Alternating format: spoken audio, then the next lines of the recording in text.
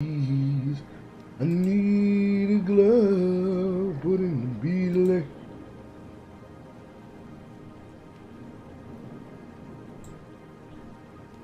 To normies.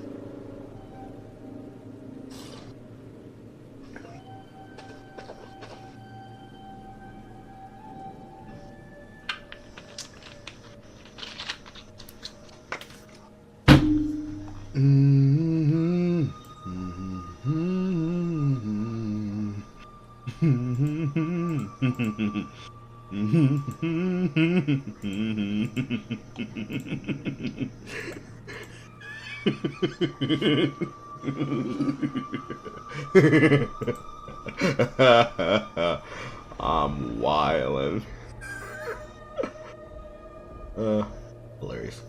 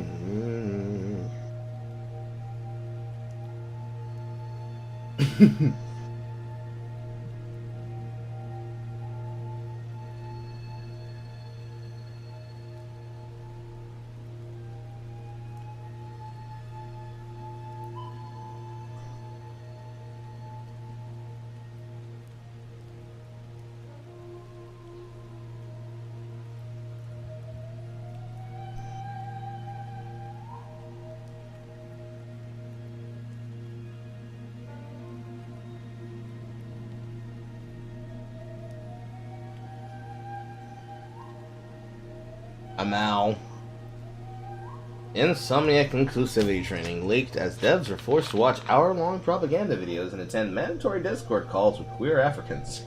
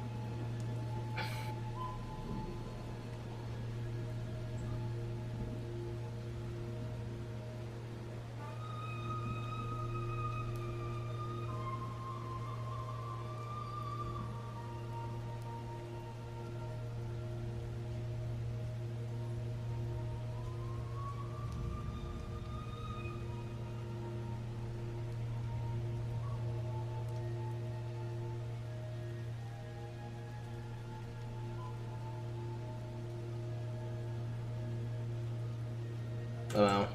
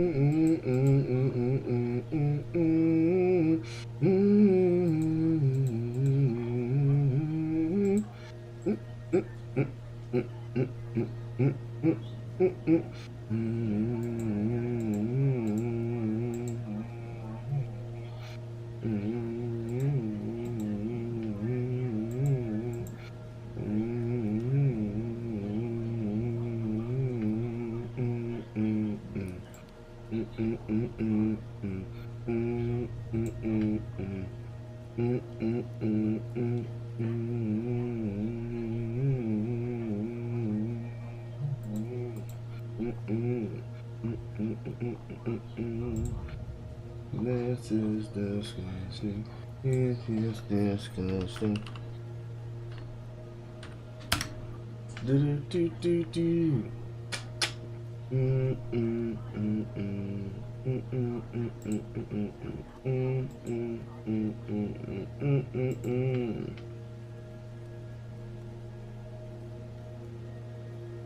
It'd be so great if I could see my fucking item showcase because they want to be such a bullshitter and fucking suck like they fucking bullshitter and fucking suck like they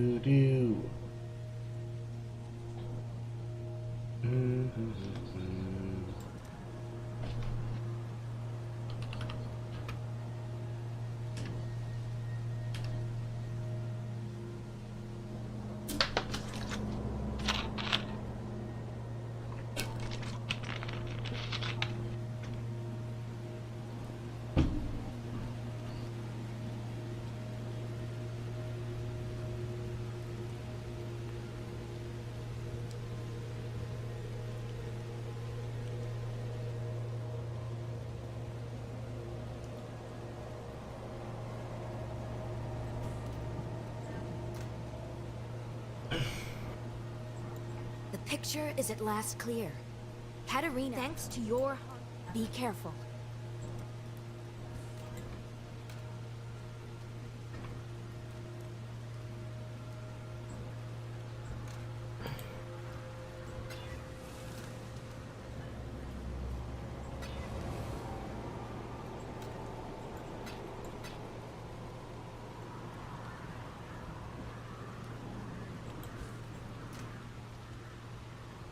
Need to pee.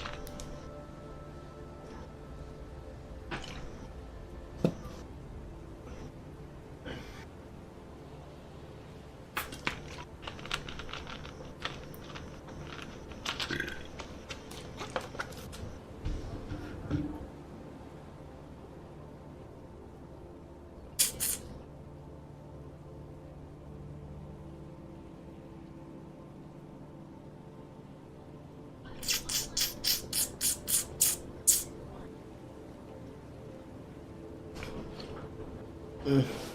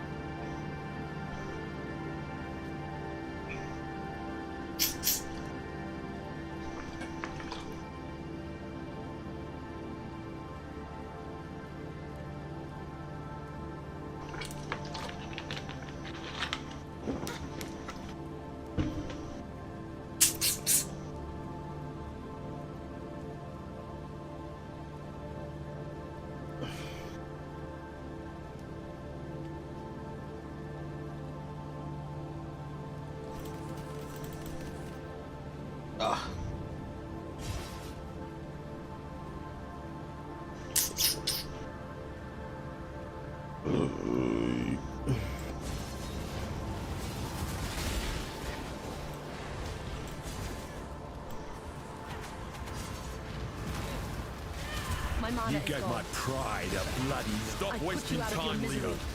We have more important tasks. I'm not up to that. Somehow I don't think you're hitting on me. This one's going to hurt, isn't it? No! Not again!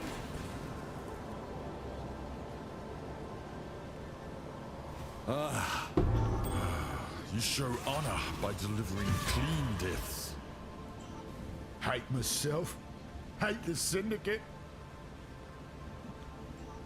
I choose an honorable death. Ancestors, give me strength to withstand. Eric has very little idea as to what is going on at any given moment. You are awful! Bash you so hard, you need to be scraped up! You kill so good, Exile. Quit. Treat them good, okay?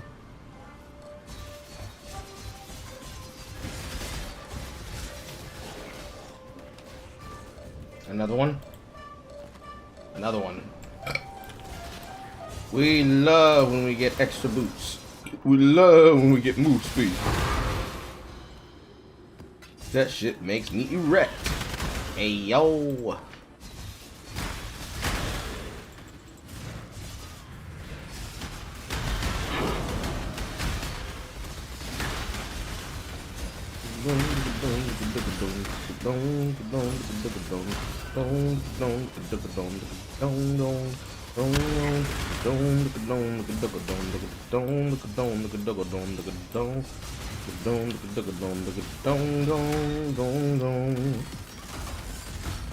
Since when does a bride ride accept This is gonna be just like that scrap of Pondium. Ooh, yeah, I've been... Wait, let me think. Just do it.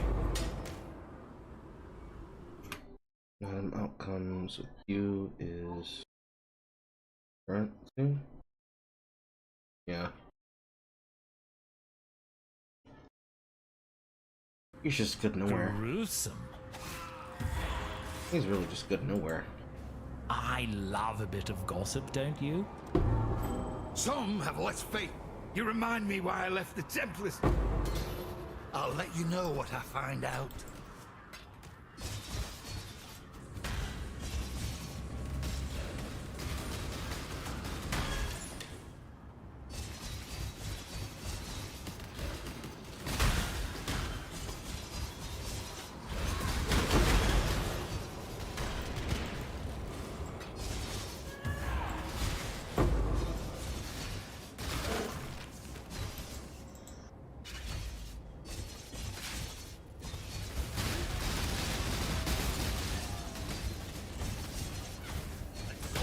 Like men, but conflict, not cooperation. Here we are, Thane. Fighting side. I guess we should talk. The Pirandas betrayed my people long ago, yet the scars are still raw today. I love a bit of gossip, don't you? Aye, weak through it. If I have a moment for less,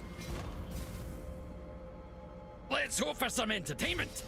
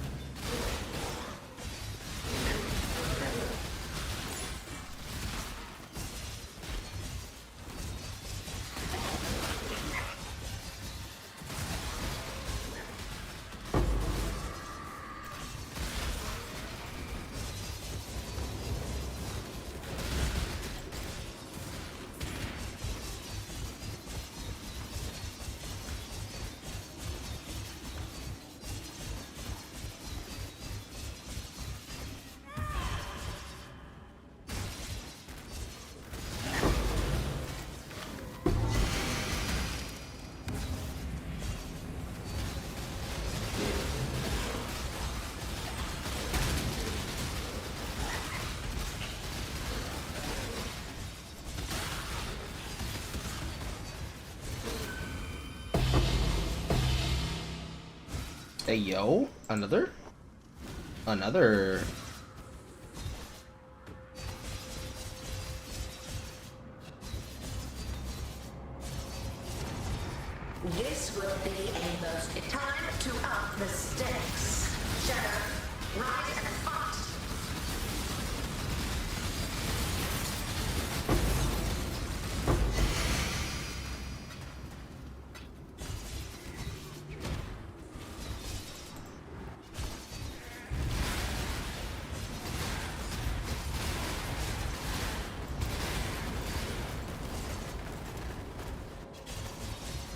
One shall murder the other. A mote of my might.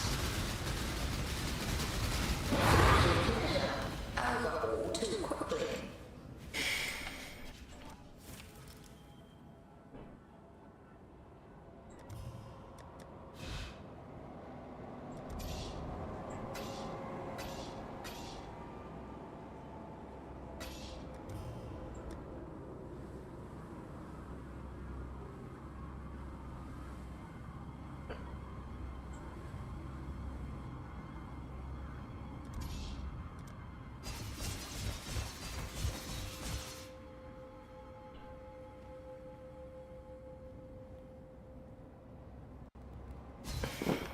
What's 20?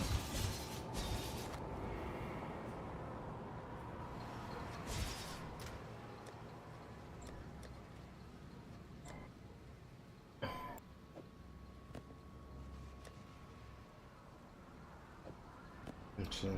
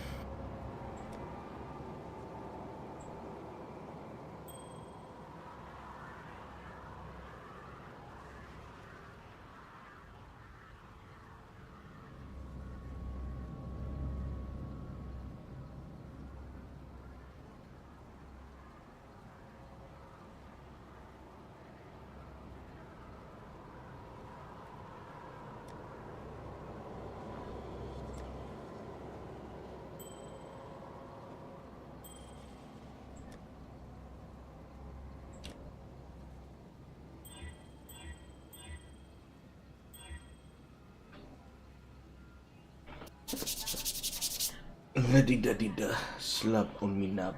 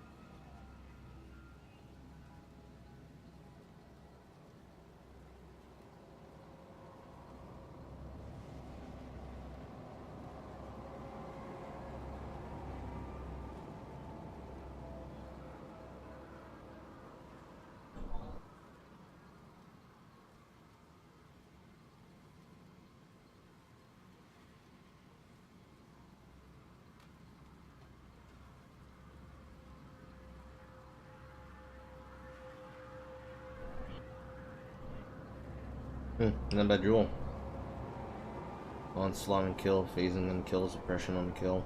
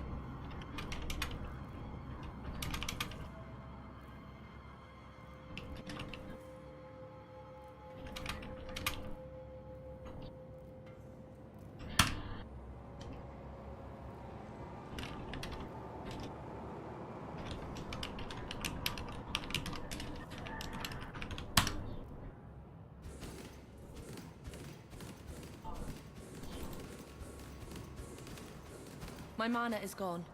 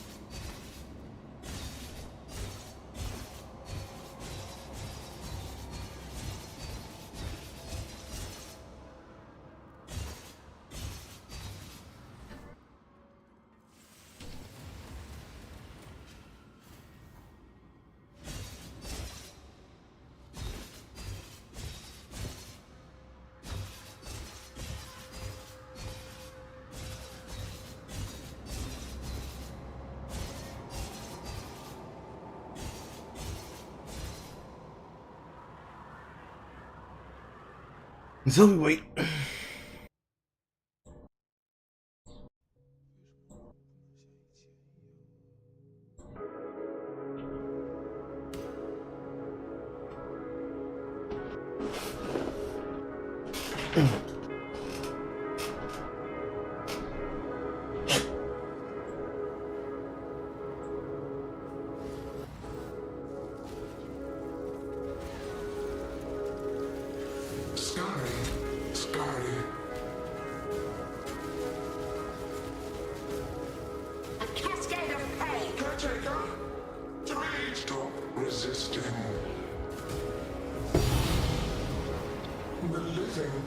Must enjoy our contests, for it continues to play.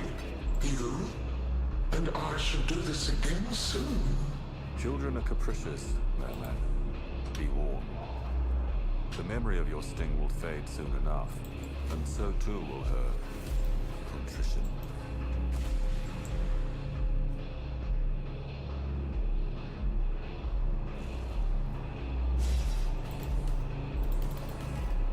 Thank you very much. It's technically the hard one out of the way.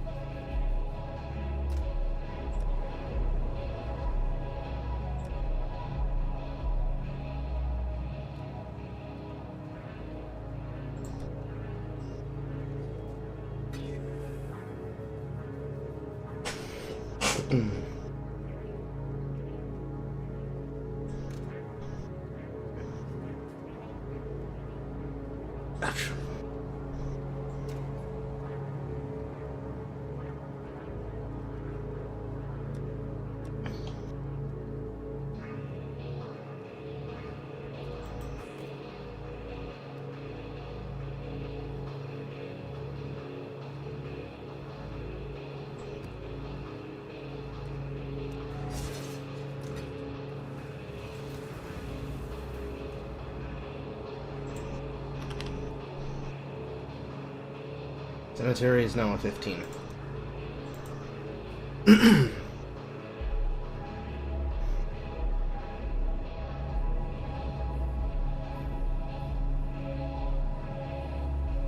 But don't we know what to see?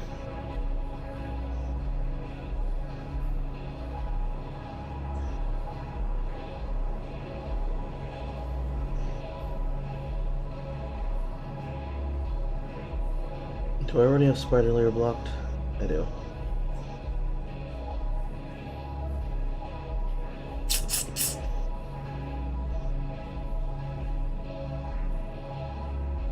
Do I have orchid blocked?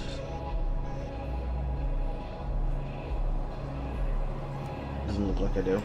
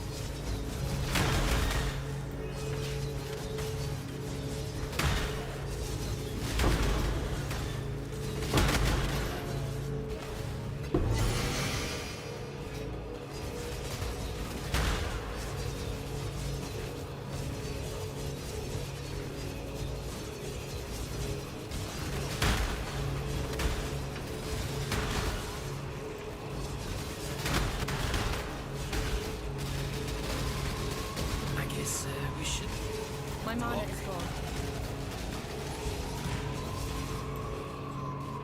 Might make. They'll never.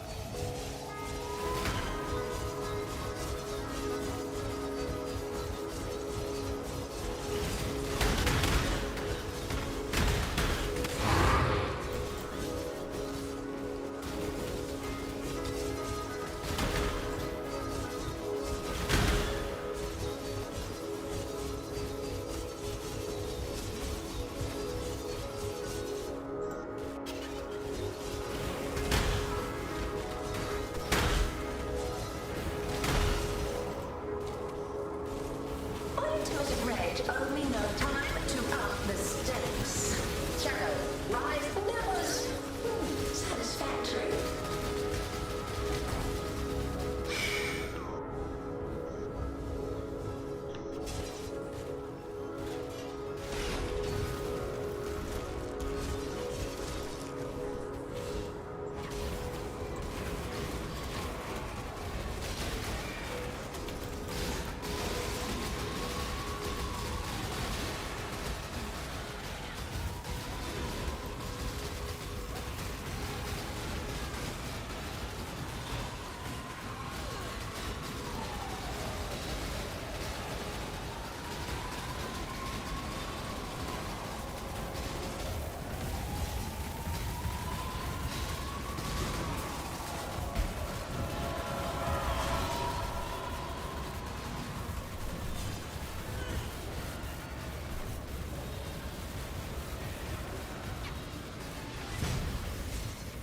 Nice plus 12. Nice maps.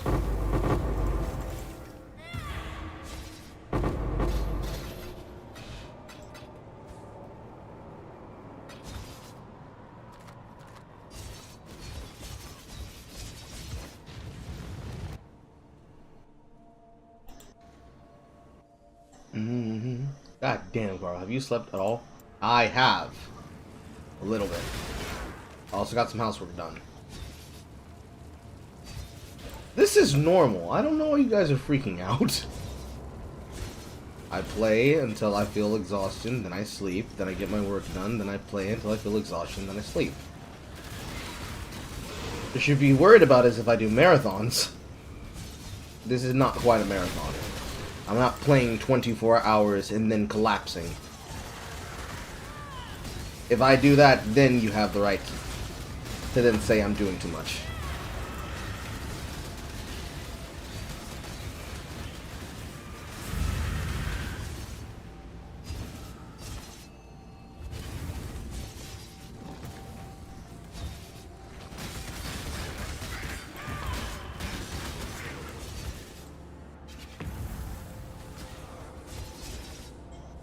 Plus, half the time, I can't sleep.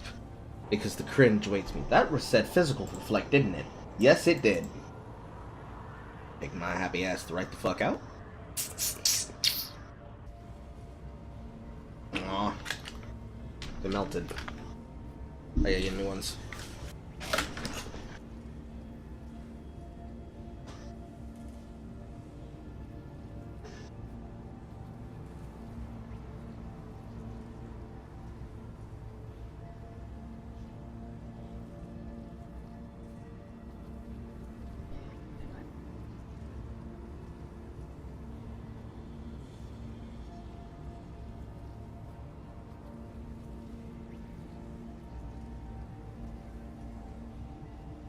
Never the never the car, you just thought they wanted.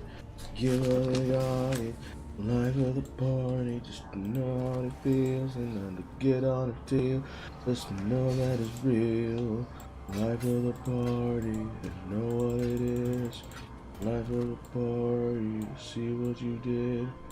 Life of the party, to look at it back. The life of the party, to hold nothing back.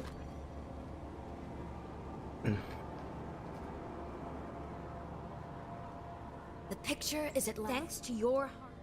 Okay, am I now safe to do this? She's ready to go.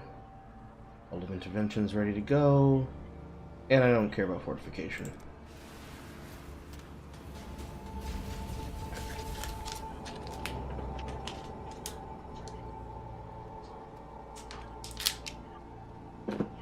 I don't think I need my flask.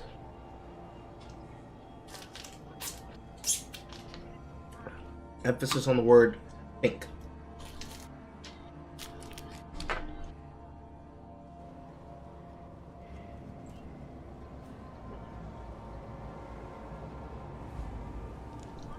Can't be. You found me This- at last. It's the Forbidden Vault. I too am resourceful. Witness. Mortal. Give in, Journey. No. Darkness. Why? We are no different. My Death's family, breath. We've both please. slain No. a pathetic little order. There's nothing that makes you feel so alive as death, is there? Killing her so fast, her lines are overlying each other. I'm going Let to us kill see you. what your soul is made of. We can't let her escape.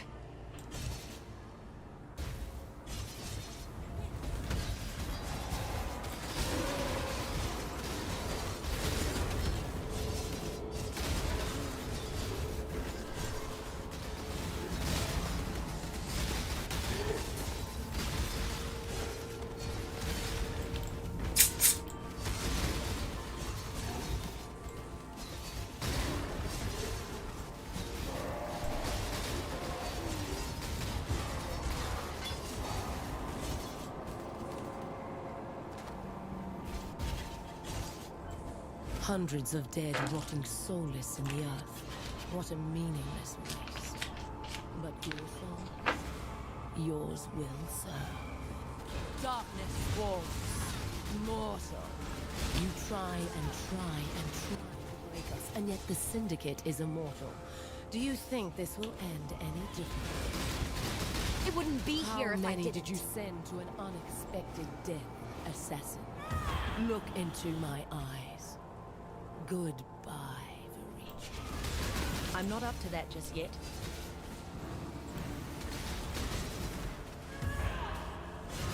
Your soul burns for me.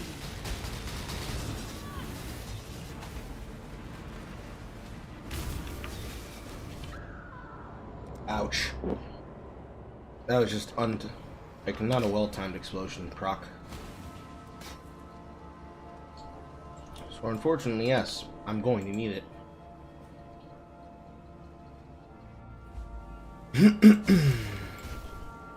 Mortal. Rise, my children. Death will never come to an immortal. You're no immortal. You're a thief. Nothing more.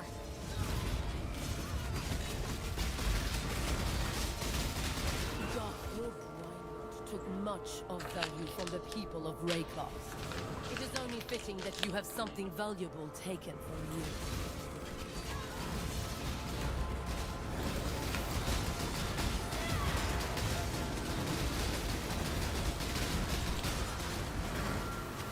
My mana is gone. Your soul burns for me.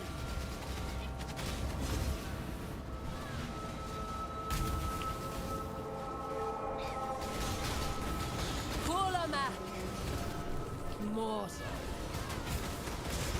Arise, my children. Submit. Let our souls become entwined. We must persevere. Too much hinges on this.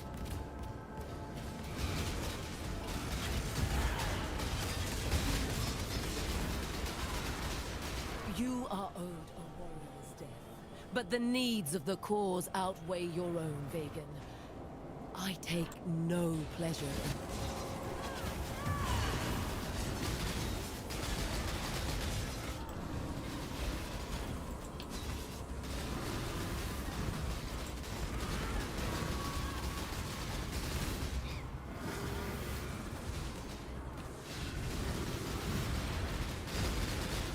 Give your soul to me.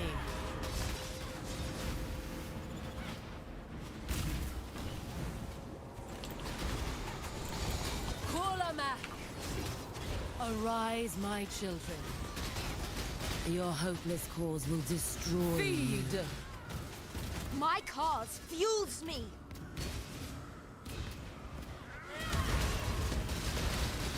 Perhaps, Helen, a mistake to bring you into the fold. One that can be fixed with ease.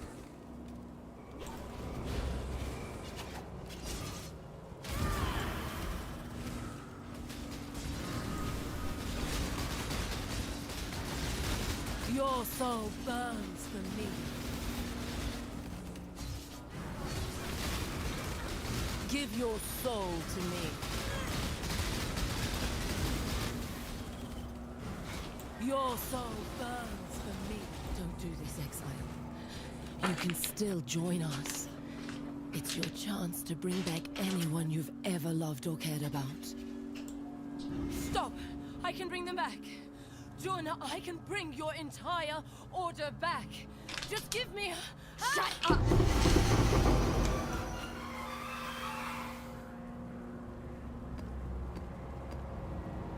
Joy. I got Cinder Flask.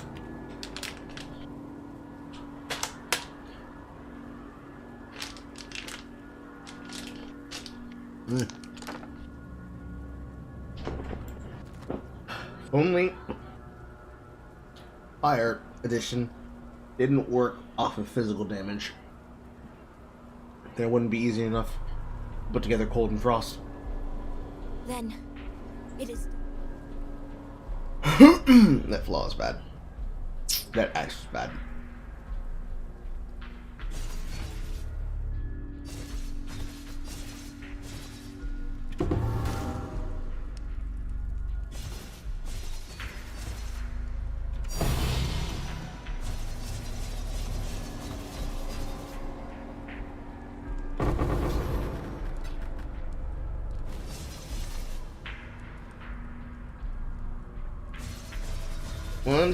One to six. Please give me an outcome that colors over the red. That would be so nice if you would cover over the red so I can put my fucking new chest on. Fair. Fair. Fair. Fair.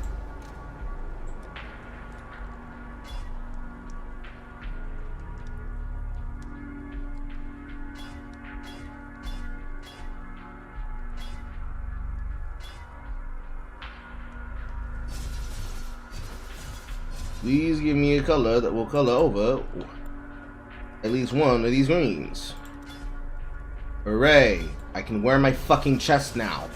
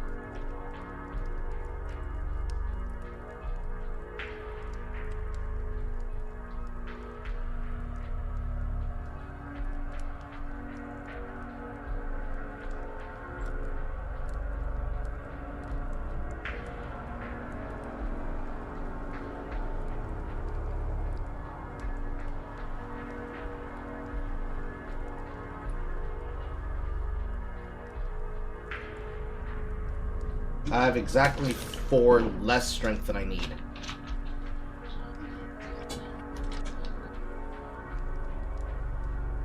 I have more than enough intelligence now.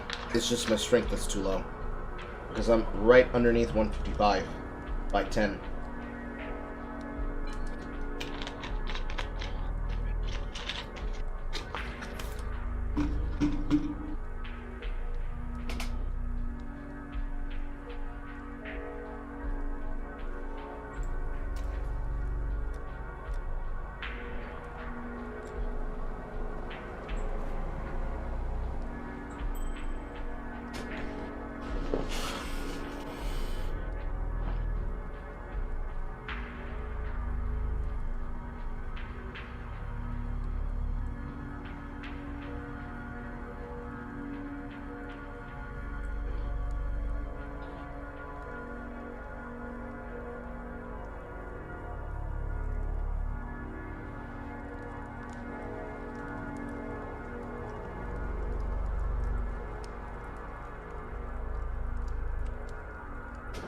That's unfortunate. The only place where this modifier can be picked up is the necklace. Until I pick it up on the new claw.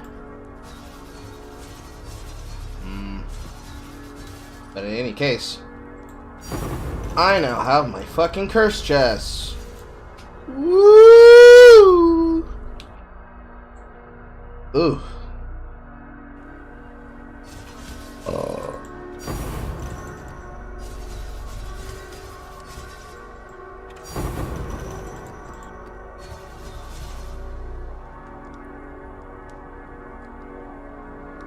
Gilded's gone up to 20. And Gilded wings are 62. Oh, look! Another Squire. No, I'm wrong. It's Bluster. I thought I dropped it earlier, but I guess that one and that one was also a Bluster.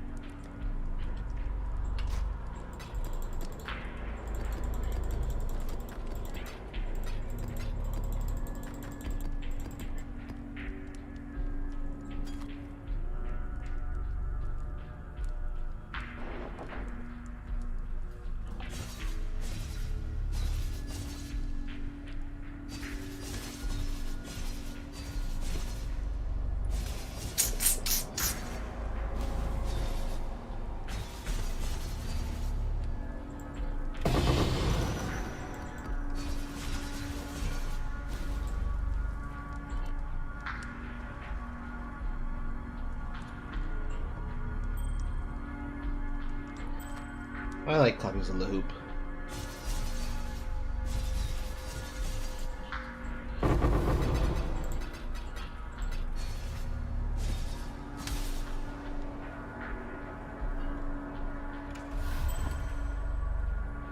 These are bad.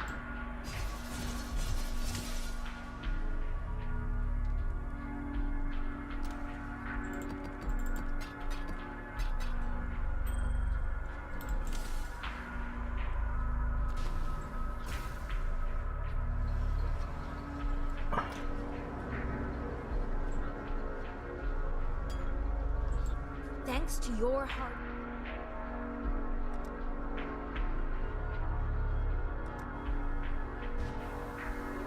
Cool winds. Be careful. Exile.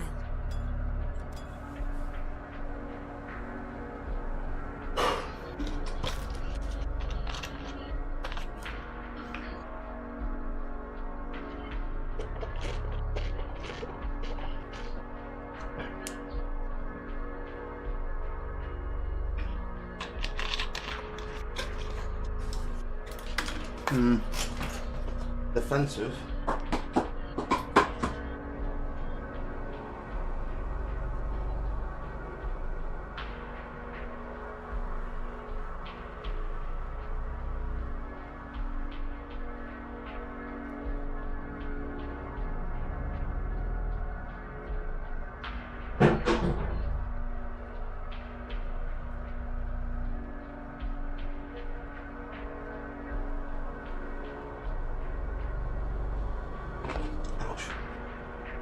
This is a very defensive class. Either I can take the 15 damage on hit, stick it on whatever build I want that's going to have tonight,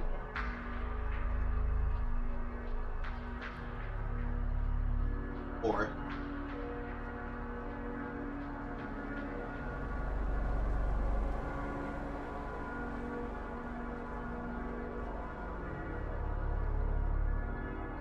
take increase rarity.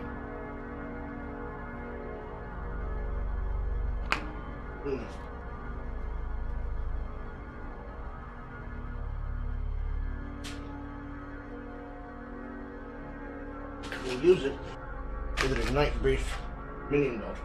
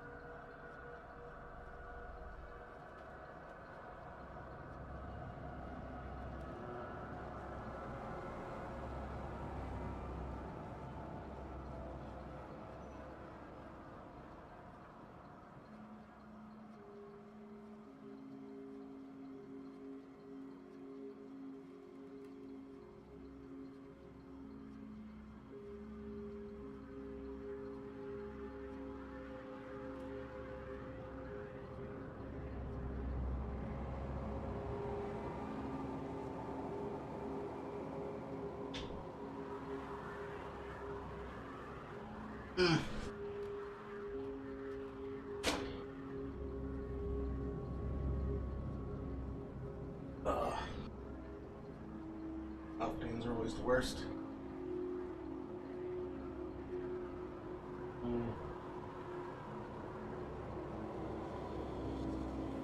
Those are the options. I can make it a defensive flask, or I can make it a juicing flask.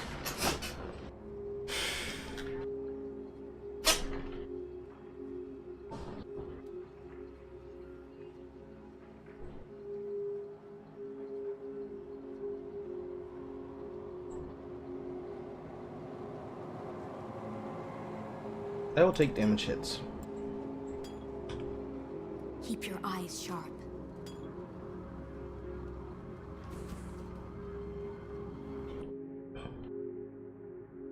Hello, Jade.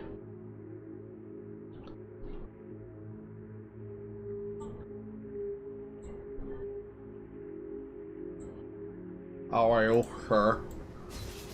I am good for now. Good God, I experienced interesting moments so far. Who made you experience interesting moments? So, I myself I work for, you know, people and whatnot. Uh-huh. And the issue is, of course, that like, customers just have either no tact, or like just no tact, or just like are completely inept of like social behaviors sometimes. Could be me though. We are born leaders. You? Yeah. You were born to serve us. You are a blight on this beautiful The little general needs aid. I had it all planned out. I'm just How could I lose? playing Destiny right now. I must have been sabotaged. But by who? Gotten my curse chest online. Only thing I need to do now is get my levels to get my spell suppression back to 100.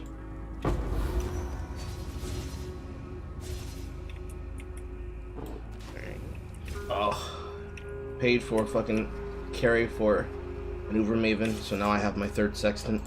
But I at least want to get the 4th and final Sextant from Uber Elder myself. I failed him without it. Now I see if I can be able to do it with it.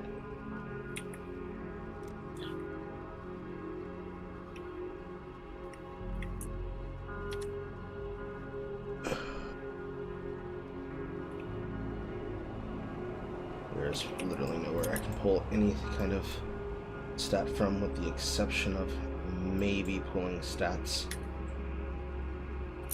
on accuracy, but I don't think that's smart. There we go. Lost down.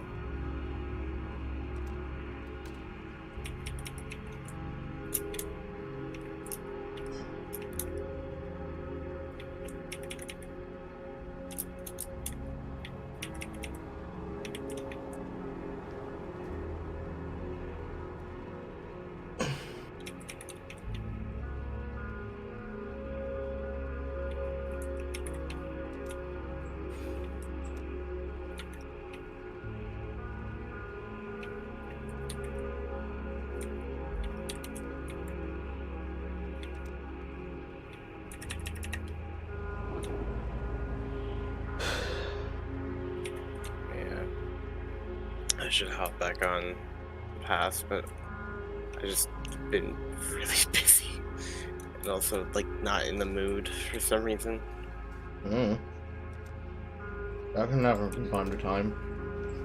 Thanks to your Not being in the mood to play Path of Exile.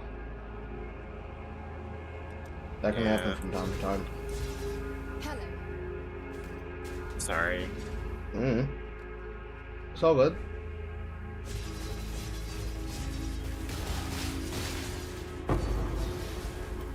God, I love when the mobs in this game can bug out. That's so hilarious. Makes my job like 10 times easier.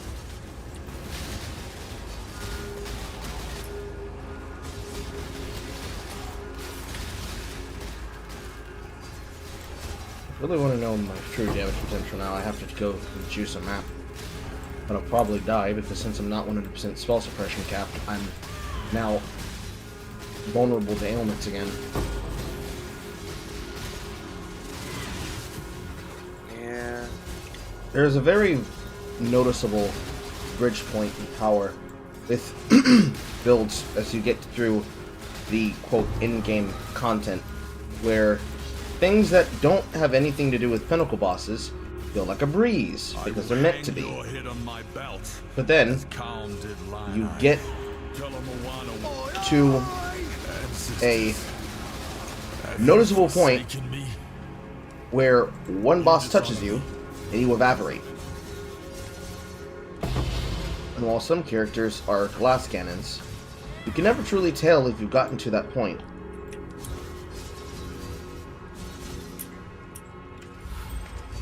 Unless you're really, really, really lucky. And even then, you still can't tell. Yeah. Thanks to your That's the issue is your hard work. that's an ongoing issue with most games like that. It's like when you have content that's meant to be like scalable, you have to ask yourself a couple of things. Is the scalable content for itself able to is it like, you know, fair in a sense? And is your build like viable enough? Things happen, like Destiny is similar to that as well, where you have a build and it's very hard to tell its viability until you get to late game content.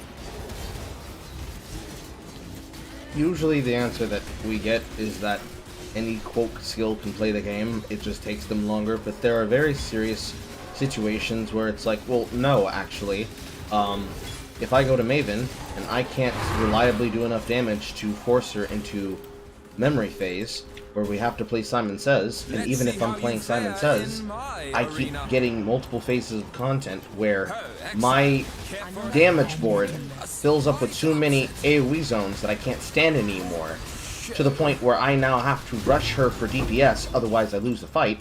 It's not exactly a viable build, especially if it's an on-hit build. Brother in Christ. Yeah, that is an issue. That's why spell builds have always been king, because they can just do whatever they want. Literally, the guy that I bought the Uber Maven carry from is playing a assassin. I'm pretty sure that was an ice trap build. He quite literally two-shot the boss. I don't know how long it took him to get it to the fledgling phase, but he quite literally two-shot the boss, and then took our money for the carry as the thing died after he picked up the loot. It happened in 5 seconds. When you have a build that can be able to at least 15-second the boss, it's like, oh, what does it matter? I can do anything I want. But for other people who want to experience other things in the game, especially the, quote, better balanced melee builds, how can we? If the build's ability to survive is dog shit, which they fixed with Chieftain, but only by a little, how can we if the damage is shit, which isn't helped by things like the Wise Oak Business Flask, because that implies that I'll have charges. And unless my ability to gain charges is Pathfinder, I'm more than likely not going to have charges to fight, unless I have a very specific line on my chest that enables me to do so. And even then, probably not likely. There's many things that can go wrong. And more often than not, people forget that it's like very, very important to remember that balancing scale. In the case of GGG, we have no idea what they scale for and what they balance for. But over the years, it feels like they spend more time balancing for, quote, fun than they do, quote, for balance. But balance and fun are never in the same sentence with each other. Not really. They say something needs to be balanced for fun. What they really mean is it needs to be balanced because there is a person who's abusing it that is making it on their radar, and then they immediately put a patch out for that thing and demonstrate that actually we can't let you do that. A good example is somebody who's playing in a private league for the game was bragging about meta strategy for farming, which is Wandering Path Abyss. The idea is you juice it with whatever scarabs you want, but you have to have at least gilded Abyss Scarab. Because the idea behind it is you're abusing the fact that Abyss modifiers usually have spawn extra monsters. And an Abyss Spire, when it gets spawned into a map, because a gilded Abyss Scarab creates 50% increased monsters, and every area that does not reach to an abyssal depth leads to a Stygian Spire. That Stygian Spire, on maps that have +2 projectiles, will spawn multiple projectiles when amped up with wild wisps, which basically, it creates a pit, and that pit creates monsters.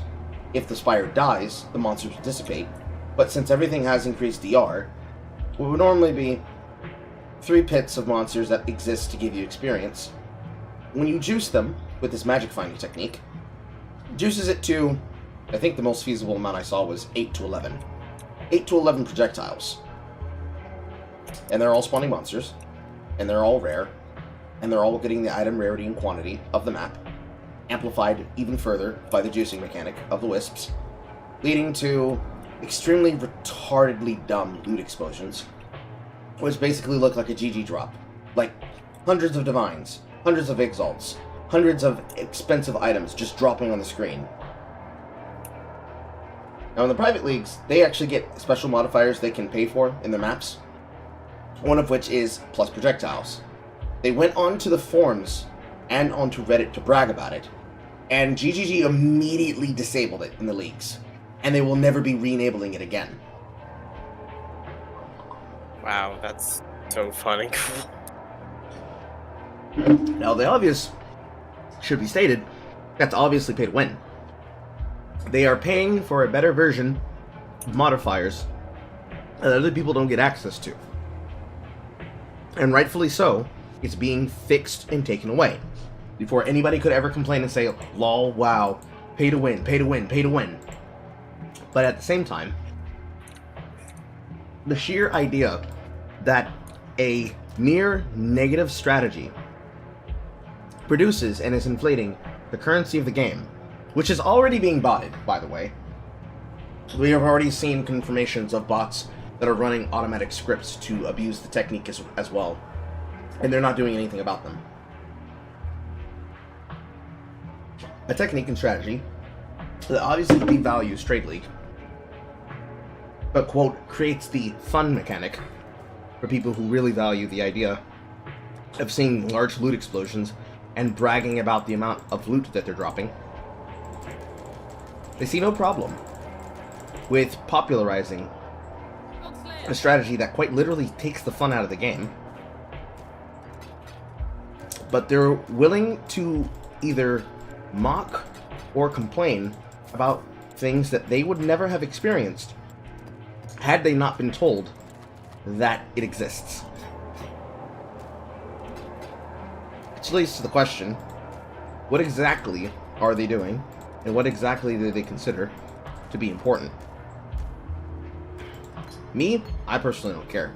I don't play private leagues, because I don't have the money to buy them, and even if I did, I don't think I'd enjoy them. But it remains to be seen, these guys that do that, the ones that brag about it, why would you destroy your own ability to have, quote, your fun in the game, to brag on Reddit to a bunch of Redditors who are never going to go to the thing that you're doing? I don't get it. Same reason that people, you know, talk mad smacking about, like, all their clout and, like, oh, look at me doing this, doing that. They do it for show, and they want the gratitude for it. But the issue is that with that gratitude, it becomes really, really bad for them.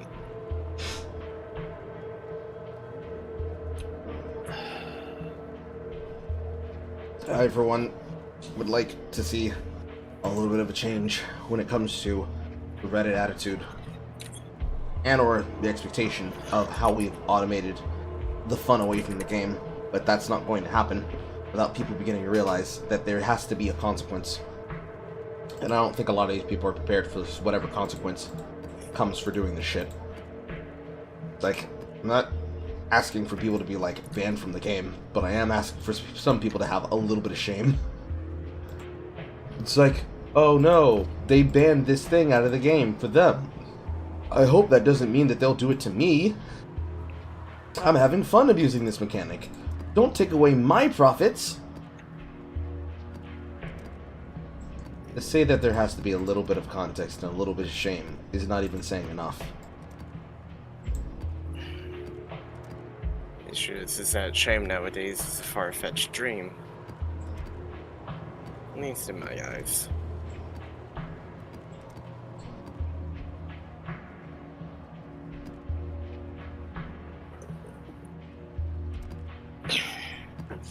I have no idea how people do that. So, mind if I tell you about a little something about Destiny? Sure. So, Destiny has these stats for specific things. They have mobility, resilience, recovery, discipline, intellect, and strength. What each stat does is mobility gives you increased movement speed, resilience makes you take, like, it gives you some damage reduction, recovery gives you health back on when after, like, increases the speed of, like, how much health you've lost. Discipline gives you cooldown time on your grenades, intellect gives you cooldown time on your super ability, and strength gives you cooldown time on melee abilities. So the thing that I have an issue is always trying to figure out how to triple cap your character. Triple capping being you get it max 100 out of 100. I can double cap, but I can't triple.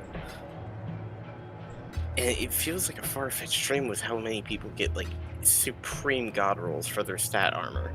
I'm just, like, wondering, like, how the hell did they even do it? Did they just do, like, the hardest stuff and try and pray? Sometimes it tends to be the way, yeah. That's unfortunate.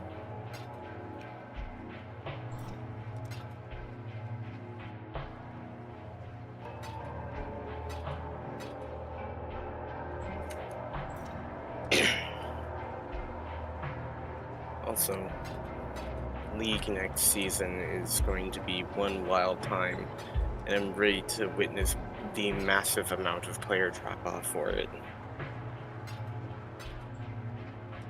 So like I was telling that one guy in the gateway, the first month is going to be nothing but dog shit. followed by people mauling about character choice or by character depth or builds being completely obliterated or blah blah blah blah blah, followed immediately by people either figuring out how to abuse the system or realizing that they can now have more fun than they were having before, and everything that goes along with it. Which one guy, if I may ask? I don't think it was Chris. I think maybe it was Ninja.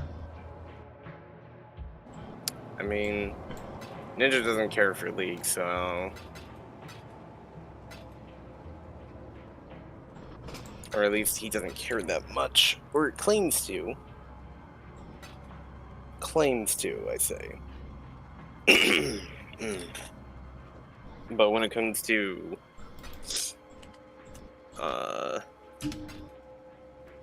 when it comes to League, yeah. Chris has some interesting ideas about how League is supposed to go, at least from what I see. Mm-hmm. But, you know, it's not my place to really be like, oh, well, you know, it should be this way. As much as I would like it to be. I'd love to hear his takes on game design. What, Chris? Yes. I mean... Chris or Ninja? Ninja's game design philosophies I know are skewed from the fact that this was the same man who complained back in the day about Yasuo, Zed, and how he could not play against them as Twisted Fate. And why what's it called? Why Yasuo's Wind Wall is the most broken thing in the in-game by far. Which I truly do not care for Yasuo's, like, Wind Wall, but at the same time, it's not that broken. It's mildly annoying. It's more annoying when you're getting completely fucked by your team, not listening to calls. Yeah. A lot of that comes with, like, player knowledge and skill. But considering I think his standard answer to anything whenever he is, like, met with an actual answer is, well, I don't care that much. It's like, alright, bro. Because I'm not sure what I'm supposed to say to, oh, well, bro, I don't care that much. It's like, so, why do you care for it? If you don't care that much, why do you play the game? It ends up being a cope loop, and I'm beginning to learn that whenever I see those cope loops, I just need to learn to stay away from it. Because I'm going to be really tempted. I feel like the other day, when I tried to mention to him, yes sir, you can buy those things for 116, only needs 4. Cap. Thought he was buying the whole stick. As I just start casually using my essence to flip him for money.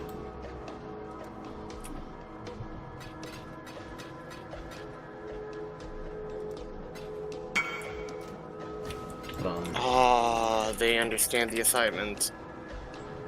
Whenever I see people make those arguments, whether in my server or in somebody else's server, I have to just learn to not take the bait, because it feels like bait. Like they're looking to piss someone off, or they're looking to trigger an argument. Yeah. Like, I try to... The reason why I don't listen to Ninja that much anymore is because of a comment that he made at one point in time where I thoroughly just did not care anymore.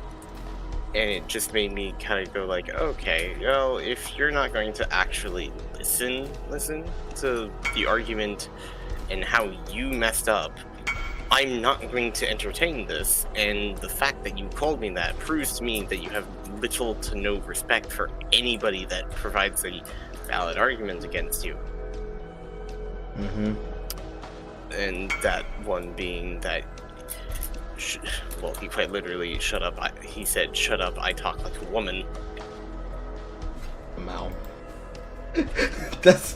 What kind of defense is that?! Well... he got fed up because of the fact that I was really just like digging into him because he did a stupid play that caused us the game.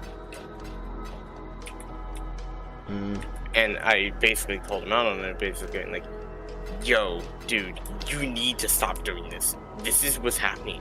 And he was going like, and he basically just straight up said, shut up, Marcus, you sound like a woman. So. That sounds so fucking dumb. It sounds as dumb as like, you're so mad you want to kiss me. Like, what the fuck what am I supposed to say to that? Like, I can't even defer my anger or my outrage because I'm just standing there flabbergasted and confused. Like, why would you say that? Why would you say it? Why did it come out of your mouth? Why was that something that was on your mind? There are many questions, and I don't have enough answers for any of them. Yeah.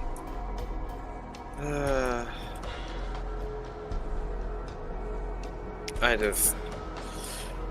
And the worst part is that, like, this happened in front of Liam and Axe.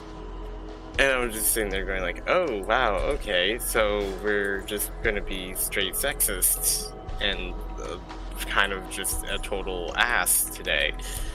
Good to know. Such a wild thing for them to just randomly from the gums. You know?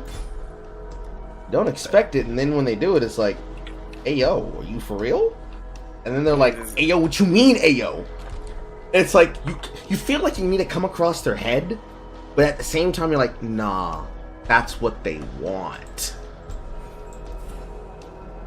And then you just stand there, flabbergasted, looking at them, thinking to yourself, do you really want me to come across your face?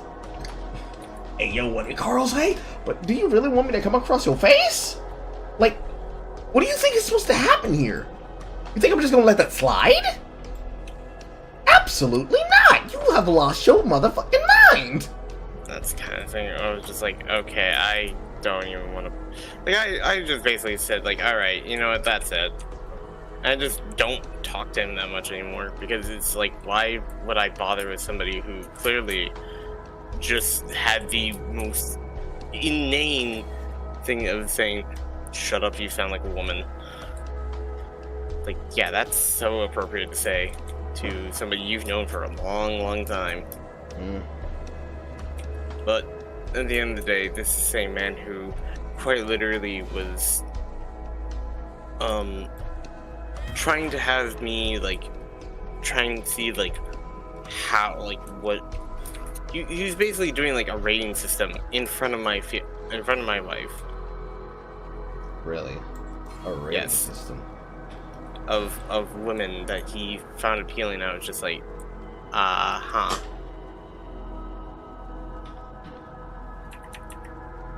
Ways to find out if a man needs some hands on across his backside.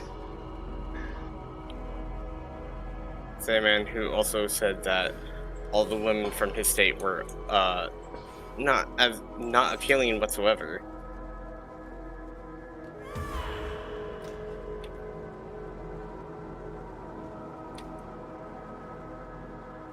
Doesn't live in the state now anymore, so you know. But you know, to each his own. What do they mean by women in their state? So he's originally from Michigan. Uh-huh. And he has like mad sense of like Coomer brain. Mm-hmm. And he basically finds that like, what's it called? That 2D women just seem flat out better. Does he actually talk to women, or? I don't think so. That sounds like a crazy thing for somebody who does not get any coochie to say. I'm being for real. Oh no, he's never gotten it. He's never had sex. Mm-hmm. But he wants it. That's crazy. And then there's me, who's just like, dude, he said, like, I don't care for, like, a romantical attachment. It's like, no, trust me, you will. You will have to. I mean, like, granted, there are some people that don't. I don't believe he's one of them. It's kind of like saying, oh, yeah, you know, you don't need an emotional attachment with, you know, anybody at all. You don't need that at all for, you know, intercourse like that. It's something that I believe is very few and far between for anybody to, like, uphold or, like, have an understanding of, because that detachment just feels very not right. I'm not gonna say it's incelish because it's not, and also that'd be too easy. I'm going to say that that's very backwards, if not approaching casual misogyny. The kind of like casual it's ranked. Yeah, the kind of casual bigotry, and then the kind of like semi-casual, semi-professional bigotry, like semi-pro bigot. It's like, this guy plays pickup games to slap your wife. It feels really weird when you hear somebody say it and they mean it, because you're not really sure if they're going for the long con of a bit joke, and then later if you bring it up, it's like, bro, are you fucking for real? But at the same time, it feels very strange that if you don't call them on it, when they say it, it's like, hey, yo, you joking, right? And they give you this side-eye look, where it's not like, yeah, I'm joking, but it's like this, it's like a, how can I describe it? It's like if you saw a person unironically turn into, I wouldn't say an SCP, but turn into like a 3D depiction of a 2D GIF simulating a person having an uncanny valley stare. But it's, I know what you mean. Like, they're looking at you, and you can see the gears turning in their mind. It's not like they're sweating, thinking, oh my god, does he know that I actually mean it? It's much more like, yeah, and, yes, and, where there is no other thought behind it. It's literally just, I put my hands on women, what of it?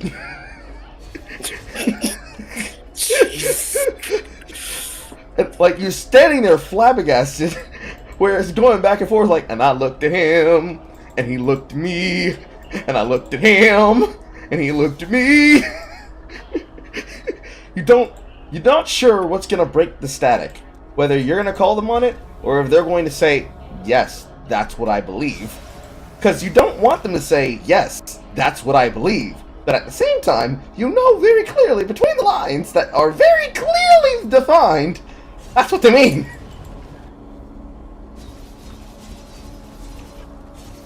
This juicing is an experiment. I am experimenting with my true level of power. Lord forbid, I actually have to start looking for fucking... The downside of running a dual curse build. You'll actually have to start looking at your maps and making sure it's not hexproof. Ain't that about a bitch. Anyways, it's a concerning situation, to be assured, because I had that feeling whenever he talked about, like, not caring about League, but he very clearly still plays League. So it's like, okay, I can try to explain to you the reason why playing Korean Mage bottom doesn't work, especially in this situation for our team's sake. But he's like, yeah, but I don't really care. And it's like, but you want to try to gank a lane that has no setup for you. And even if they did have setup, they will fall over and die the second you try to gank them.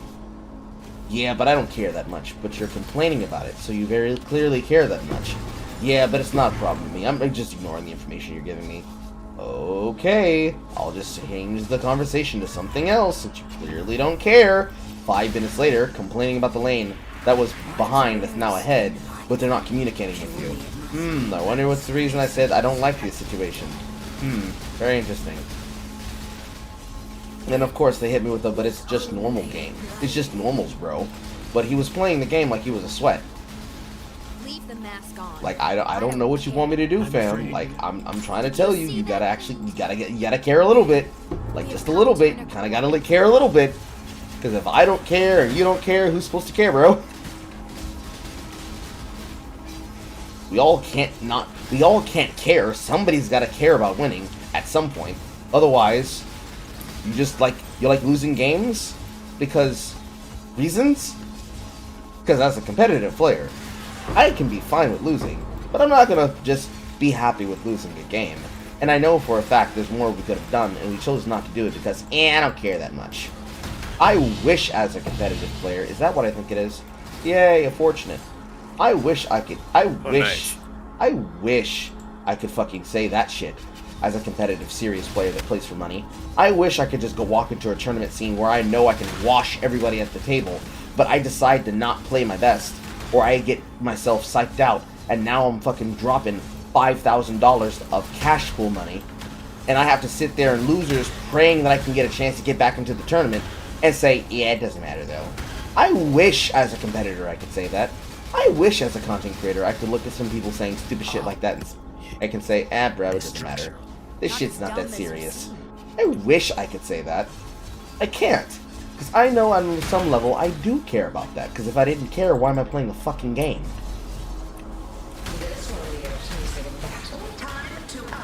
I don't understand that mindset. Most especially when it comes to games where there are technically no stakes. Like, I can't imagine a person being like, yeah, I tried to push for the best mirror tier items. I tried to get everything possible. I bragged about it on Reddit. But, I don't care about the game. The issue is that Ninja doesn't like to be criticized, doesn't like to have, extremely constructive criticism, because that constructive criticism makes him look bad. And because of him looking bad, in his eyes, it causes tension, and he says, oh, could you phrase that in a different way? I'm telling you, hey, you quite literally just entered a lane. I would then ask the question, what made him get interested in League of Legends in the first place? Twisted Fate. However, this is from a long time ago, so... I mean, I suppose, but even now, Twisted Fate's probably in a really good spot, if you understand how to lane him correctly, which would then make me beg the question that I should have asked before, which is, why the fuck are you playing a point-and-click auto-attack champion into an assassin who has a wind wall that will block the majority of 90% of your damage, unless you choose to wait him out and play within your range under tower? See, the thing is that Ninja talks about the Halcyon days of Season 3 Twisted Fate. It's that time period. That time period where everything was so perfect, everything was so right, and I couldn't be challenged for anything. I was the best. And it's me, and of course I see it as rose-tinted glasses, because it's rose-tinted glasses. I'm not even gonna, try and defend that. That is 100% just rose-tinted glasses of you just thinking, well, this was the greatest time ever. You can't contest this. And it's like, yeah, you could, because it really wasn't. I don't remember much about Season 3, but I remember enough to be it's not the best. It's really not. I would say pre-changes like Pokemon, it was probably one of the better seasons of Jungle. And in most lanes, most characters didn't really have 200 years of design yet. So even though Jax existed, he still existed in a state where, most of the time, he could kind of be punished by pretty much anything else that was a ranged top laner. In this kind of dichotomy, for Twisted Fate though, I don't know a situation where a person is playing Twisted Fate for lane dominance instead of just playing to ult down side lanes. Yeah. Even then, I don't I'm super good on that concept of yes man, I have to be the best player on the map. I can go anywhere I want uncontested. If I'm literally not allowed to do this and play as though I am Vex with a point and click ultimate that lets me teleport behind you and put a gold card in your head, I'm literally fucking useless. Which your champion's gonna be useless 90% of the game. It's all about player expression at that point. And if he's not able to make something like this function in a place where a blue card Twisted Fate can outright one-shot most carries, if he plays well, farms correctly, and makes good rotations, I'm always going to look at him but you realize it's you, right? And I feel like he's gotten to a point where he just is more than happy to say, but it's not me, it's everyone else. But it's like, no, it's you. Like, your battle IQ is dog shit. It's like when I had people trying to flame me on my stream and actively holding me hostage in the matches of the finals or tournament. Them saying, listen bro, the game is, this is the unranked mode, bro. It's like, pause. You have to play 25 games of the unranked mode so you can actually qualify for the ranked mode. Some of us are trying to get to that point, or are already there, and would like you to actually play well so they can be warmed up so they can go into the matches. Far be it beyond somebody to be the one person outside of your double stack that isn't in your comms with you. But you have to play with your team. And if you can't do it, then you can't fucking perform. And no matter... by the way. I just popped back into your chair. I saw you melting that one boss. Nice. This is without despair. I have to get a map without being hex locked in order to really test my uptime, but this is normal for my build now. At least when they're not extremely juiced. Fair enough, fair enough. But yeah, no, I... like... A lot of just the... How do I...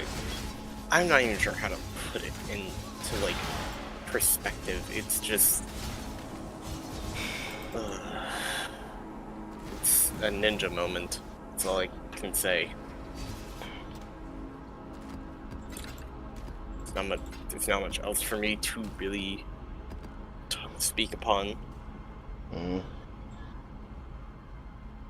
I mean, one of these days, maybe he'll change, but I don't think he will. I think he's locked in like that. Because if he's willing to do that, and he's willing to do it frequently, and I know he's done it to me, he's willing to say that to 2 new people in the group, I'm not sure how he has fun playing anything he's playing, unless he is, unless his fun comes from acting as though he is one of the better players. Which, that's concerning. So, I think it's more along the lines of just how... So, he's good reflexively. He's not good... like, think about it like this. Good reflexes. Good, like, hand-eye. Fair, like, I'll guarantee him that, because he played Apex Legends. He actually has some pretty deep, like, good moments. But, he's terrible at picking fights. He's terrible at picking fights. He's terrible at actually understanding when is best to fight and when is to not. Because I've seen him more often than not die straight up because he has thrown a grenade into a random team fight in Apex Legends and then wonder why he got focused. Did you set out to be like I am well acquainted with death? That just means he has no battle IQ. And it's like, I try to you know, be nice, but at the same time, just like, do you not realize what you just did? You just threw something. It's like the chair scene from the Boondocks. It's like, yeah, they're going to notice.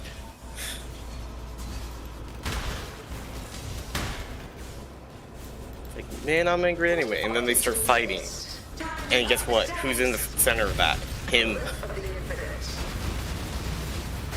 Of course you're gonna get shot at. Of course you're gonna get focused on because you literally are throwing arc stars into the nearby Wraith's general direction, and she's taking that as a challenge. I expect you will come at us with a new strategy next. But yeah. It's extremely concerning, especially when it comes to his comments when I apply that kind of logic of understanding his behavior to League of Legends. Especially when it comes to composition things. Him having the ability of knowing how to play off of somebody making a mistake is not, when they attack him in the moment for split-second thought, is not the same thing as understanding how to play the game on any meaningful level. And then being able to reproduce that. Because he certainly is not reproducing his skill. That must be my blonde people. Yeah, it is. It will be good is to see my family again. not good for him when he does that. And then when he doesn't take any notes and says, listen, bro, I can do this easy. I feel like half the time I should say put money on the table. Because if he gets his ass whooped one good time, just one good time, I swear he'll stop saying it. But unless he gets his ass whooped one good time, it's not going to mean anything. Because it's not just he needs to lose, he needs to get his ass whooped. Whooped. He needs to get whooped. He needs to sit there with his controller and or mice in his hand and say like, damn, I'm really getting my ass cooked right now. And it needs to be recorded. So that every time he brags about his skill, he's like, ain't you the one that got... Roll the clip! Quick, Dax, roll the clip! And like, every single word that comes out of my mouth becomes a meme. And every time he hears that meme, he's like, listen guys, you guys can't say that. And it's like, another meme Carl said. Another meme Carl said. Another meme Carl said. It's like, oh, what's wrong? What's the matter? Bad booty got him. He does not have enough bridges on. Oh, he's so bad. Oh, it kind of has to happen. Because in order for him to change that behavior, he has to have his ego broken a little bit until he reaches the point of ego death. Because either he's going to get annoyed enough that he's like, fuck it, fine, I'm going to go learn so that you guys can't talk shit about me anymore. Or he'll decide, you know what, fuck all of you guys, I can't stand to be around here. And it's like, okay, but like, you're the only one who's upset, so I don't know what you want us to do, baby boy. It's quite, yeah. It's very much I don't know what to say further, but I do know what to say further. The best way to handle that kind of person is to quite literally just remind them, you're not that guy. Like, I know you say you're that guy, you're a guy, you're not that guy. Carl's that guy, like 90% of the time. And even he knows when to humble himself. You're not that guy. That's kind of probably what I would say, dude. Just remind him, listen, you gotta humble yourself a little bit. Yeah, we know you're good. You got your moments. Ooh, I love that sound. Is that divine? It's divine! He just has to learn to humble himself. Like, tone it the fuck down by like a magnitude of 7. And he'll be okay. You know, he'll have his one place of Twisted Fate knowledge where he can say he's the GOAT. But on anything else, you gotta be like, hey bro, I don't know. That way looks kind of scary. Everybody's copying your Nemesis out of EU. Bro, he's kind of weird. I might even try to pick him up. That would go a mile different and a mile further than just, oh, they're getting real close to the window now. It'll go a mile further than just, I got the biggest dick. My dick is so big. My dick is so big. Nobody's better than me. The thing is about that is that he'll try to deny that instantly. It's like, sure.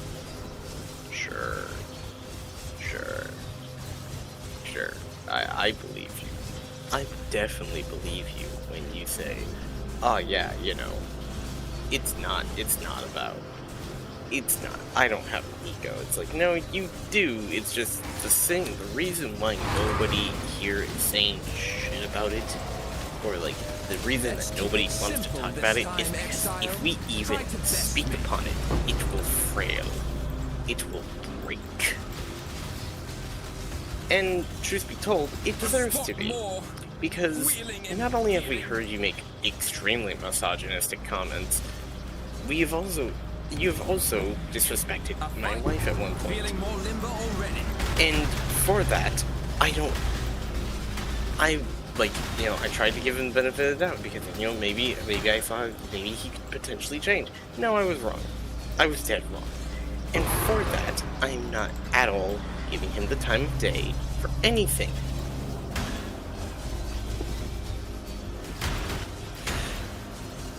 But that's the side point. Yeah. I myself am just here. I just want to, you know, relax and enjoy my time playing League. True. I mean, I'm personally looking forward to Season 14 top lane, mid lane. I would like to experience it, because I'm not playing PvE to go to fucking play the content. I'm not gonna fucking milk it. I'm going to play it when it comes out, like any other person who wants to actually learn how the system works. Is it really in your But I'm a man. it's probably going to be annoying. But at the very least, when I get the content, if I make the content while I'm live, and don't have to do it in recording sessions, so my fucking League internet is dog shit. But I think, for the most part, whatever setting I had to fix on my shit for my OBS has been working well for the last 8-ish days. I think I made that post 9 days ago now. And it's been okay for the last 9 days. Even then, I'm still going to have to go in with a big slice of fucking humble pie. There are going to be a bunch of things that I don't know, a bunch of builds that I won't know about unless I choose to look at other people making it. But if I look at other people making content about it and I jump on the bandwagon, I don't feel like I'm really giving an authentic overview of what I want to do, right? I'll put it into Path of Exile terms. When I made this chest, I knew how to make it, but I've never made my own double curse chest. I just haven't. Because it never occurred to me I can do this myself, because it's always been something that if you wanted to make this item, you basically had to pray that you got lucky, and you got the currency to do it, and the people who were selling materials for it didn't decide to charge you out the ass for it. And because that's just how it goes. The person who has access to materials controls the price. And when the Forbidden Trove is the people who decide, nah, you're not going to get the item in this league. Why? Because we decided. We decided to make a massive mirror project. And no one's going to benefit except for us. It feels dog shit. You feel depressed, and you feel like you don't want to play the game. But then on the other side of Solo Self-Found, when you want to put together a build like that, if it's a niche build that very few people are playing because they don't consider it to be, quote, meta, well, I guess you're shit out of luck. Guess no one's watching your content. Guess you're going to just be sitting there with your dick in your hand. Because what do? I want to make a really good chest for a build that nobody wants to look at. And my name's not Ziz, and it's not Steel Mage, and I'm not getting Mage Bloods off Voidborn Reliquaries in my private league. What do I do? How do forward? How make content? How enjoy Gem? Which, on one side, you would say, well, you shouldn't base it in trying to make content for other people to look at. You should make it for yourself. But at the same time, it's like, even then, when you're playing Soul Self-Found, because that's the economy you're dealing with, do you really have fun? Are you really having fun if the thing that you want to interact with basically requires a giant paycheck between you and the outcome? For League, I think it's like, get the fiber network, become good enough at a champion, one-trick that champion multiple times. If you get griefed in your game on air, basically have multiple accounts ready to go. That already is a time sink in and of itself, because unless you're buying those accounts for some other people, you gotta do all this extra bullshit, a whole blase. That's just not worth the fucking investment. I want to play the game, so I go in and I play the game, and I still have to deal with the same bullshit that any other fucking person would have to. It's not gonna be fun to have to sit there suffering because one person decided they didn't want to play the League match because, somebody pissed them off in the lobby, even though they were the person who attacked first. Aw, man, they don't like being put in their place by the person who's absolutely holding them accountable for the shit that they said, the shit that they did. Aw, no. They goddamn, I thought he was right there on my side of the window. They're gonna be acting like a big bad coochie. They got the biggest, fattest coochie of all. They just want to be a little bad bitch. And because I called them out, I guess they're not gonna gank my lane. Guess I'm getting weak-sided. I guess I'm getting weak-sided for 15 minutes. Maybe I get to fight the enemy, maybe I don't get to fight the enemy. Looks like I don't get to fight the enemy. Like, that's not fun for anybody in that situation. In Path of Exile, oh man, this is the item I really want. But, looks like somebody got to the item before I did, and decided to price me out the marketplace. I only had 3 Divine, they had a 5,627.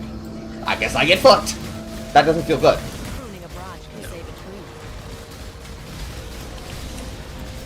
Plus, that's not even getting into things like build diversity, build versatility. Because now that I have all of these items here, I'm going to try to kill Elder, and then once I have the 4th Sextant, maybe I roll a new build. I got a bunch of shit for both a cold damage over time build and the fire ignite build, as well as an explode charm. I don't know what I'm going to do once I feel this build is complete. But now, I feel more encouragement to play. Because damn, I made it myself. I made it on air. Everybody got to see me mauling and screaming as I missed 4 different elevation chances in a row until I finally got it. And then I put the item together. And then I got a 6 roll on my Chaos, and then I rerolled it again, and then I got a max 35 Chaos roll on the chest with free life. That motivates you to play the game. Because, aw man, I got all these things in my shit. Now I have better damage. Now I have the ability to do more shit. I have the investment and the desire to put together a build video about how I did it. I can put together an exhibition video about how the build works, etc., etc.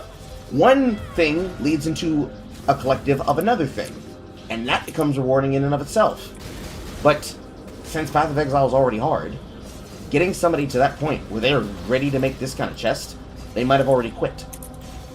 Because damn, they don't know what to do. There's so much choice paralysis. They don't know where to go, they don't know what to build, and even if they did, they wouldn't know what to do with it if they did know what to do with it. But then they look over, citing the example I said earlier, and they see people doing tier 7, which technically it's not tier 7, they're tier 16s. They've elevated themselves to 4 sextants, and they're just buying sextants off the market, and they're juicing their maps with all of their investments. They're seeing all these drops that are supposedly coming in for like literally nothing, and people bragging about it, and to them it's like, okay, I guess I'm just gonna stop. What's the point? I'm never gonna get there. Even if they did, they feel like they're not doing good enough unless they see those kinds of drops on the ground, because then they feel like they're playing a completely different game. It's like a millionaire making $10 billion in the marketplace in stocks in a second, and you, little Johnny-come-lately, with your fucking Robinhood stocks, right before stonks to the moon, you try to cash out on everything, but you take a $5,000 hit. You feel like you're getting fucked in the ass for just existing. That's never fun. It's not fun in video games, most certainly. But in life, it's like, okay, keep hating yourself working class, Andy. Guess you're going back to flipping burgers. What's good about that kind of outcome? And then here comes Johnny-come-lately with his fucking $20, but he made $500, and he ain't get fucked. But he's bragging about how much money he's making to the point where it's like, but bro, you're just like me. What are you doing? It's like, listen, bro, we're on a completely different level, okay? Like, one good slap across the face, I'm telling you, just one good peck, and it'll make everything better. At the very least, everybody will feel better. It's like that one Steve Harvey clip about, what do you want your wife to do? What do you want your wife to say? What do you say to your wife when she's doing this? Sit on it. Sit on it! Ding! Yeah, that's amazing. Like, it will make everybody feel better if somebody puts him in his place just one good time. Just like it makes everybody feel better when people bragging on the internet get put in their place one good time. But at the end of the day, it's all gravy, right? Come say, come saw. The season will begin, the season will continue, the season will end somewhere around maybe February. Then there will be a new patch. I'll probably be playing a different game. Who knows? But all we know is Carl made a curse chest. And that is a memory that everybody has been able to share in. And when you get to your achievements, you'll be able to say those things. Where it's like, damn, I really did that shit. This felt good. This felt great. I wish I could do it again. It's like, I did that, yeah. There's always a semblance of like, oh yeah, I did that. I was the one that did this. It's like, you gotta keep the goals up. Relatively realistic, but semi-obtainable. Like, if you had said, oh man, what's that image that the Path of Exile logo is based on? Mirror of Calandra, the rarest item in the game. I want to drop one of those this league. I would be like, whoa, good buddy. You'll be lucky. You'll be lucky if you get 2 copies of 7 Years Bad Luck like I did and sell them for high currency. Hold on, little buddy. Hey, next league, you never know.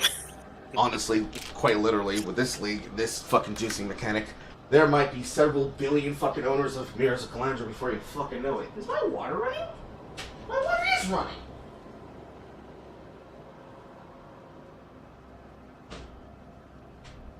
Don't like how I got ghosts in my house and none of them pay fucking water bills. But besides that, and getting on to the other topic, wow, that's a lot of dirt underneath my console. Don't feel bad that you're not playing the game. you'll come around and get time to do it. And now, because like SRS feels great. Like, I don't know what it is about that build, but it feels so good. physical damage with burn damage with ignite damage on hit. There's a helm that will reduce the amount of raging spirits that you can summon, but will then increase your fire damage and your damage on hit significantly by a magnitude of a minimum of 150, which is one of the ways that SRS gets used. More than likely, the more common way to do it is poison, because it scales off the physical part of the hit, and you can infinitely scale that with, I believe, a threshold jewel, which is very, very cheap on the marketplace, because everybody plays a minion build at some point, if they want to, like, have a point and click, this is so easy I can do it in my sleep kind of build. And it's one of the few things the Witch can do really, really well. Technically, most builds can run it really well, but it's usually just Templar, Witch. The one that I would really like to see you get into is Traps and Mines. You'll love those.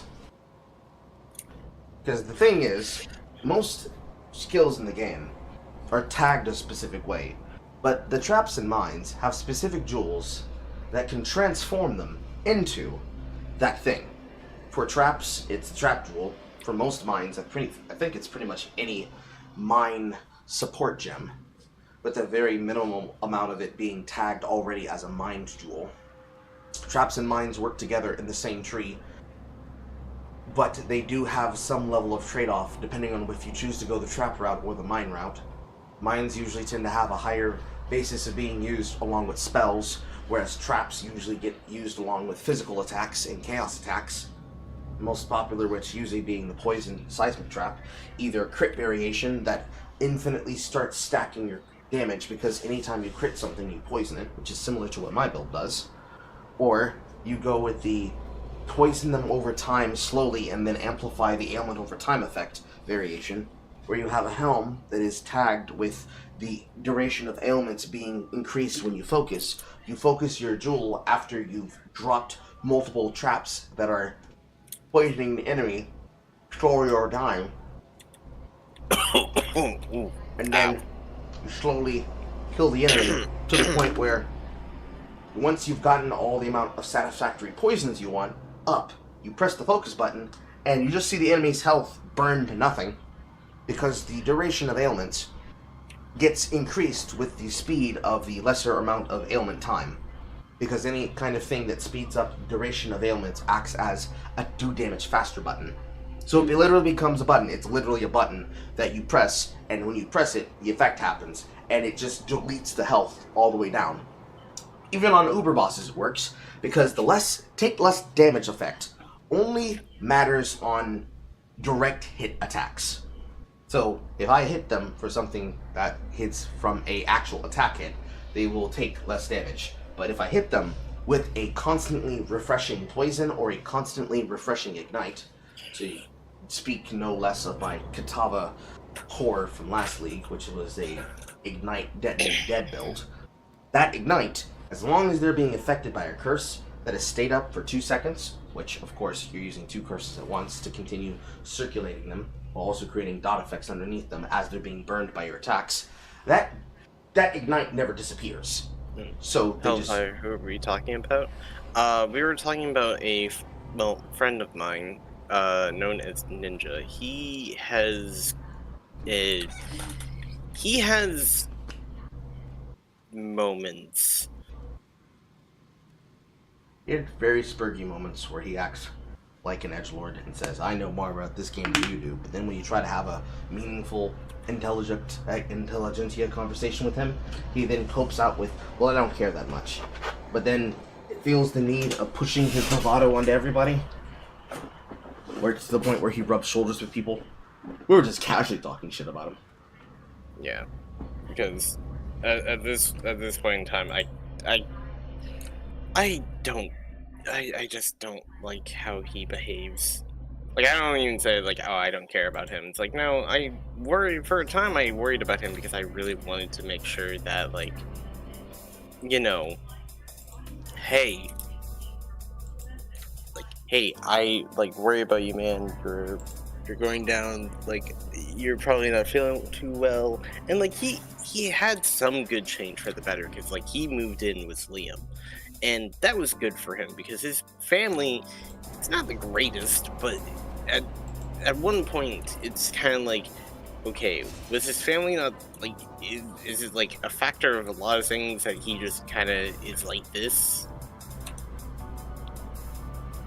And I started to like kind of realize it's like, okay, so it's him and his family that was just kind of just like, okay, yeah.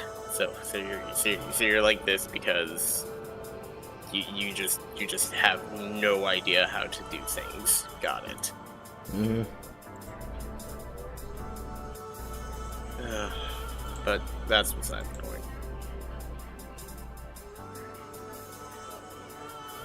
What happened? It is what it is. Be what it be. I just wonder about Liam because I mean, like, admittedly, Liam. I understand. Like I can, like, Liam is just, you know, hey, I wanna like just chill. Like he's quite literally just, I wanna just chill. I just wanna relax. I wanna just shoot the shit. That's it.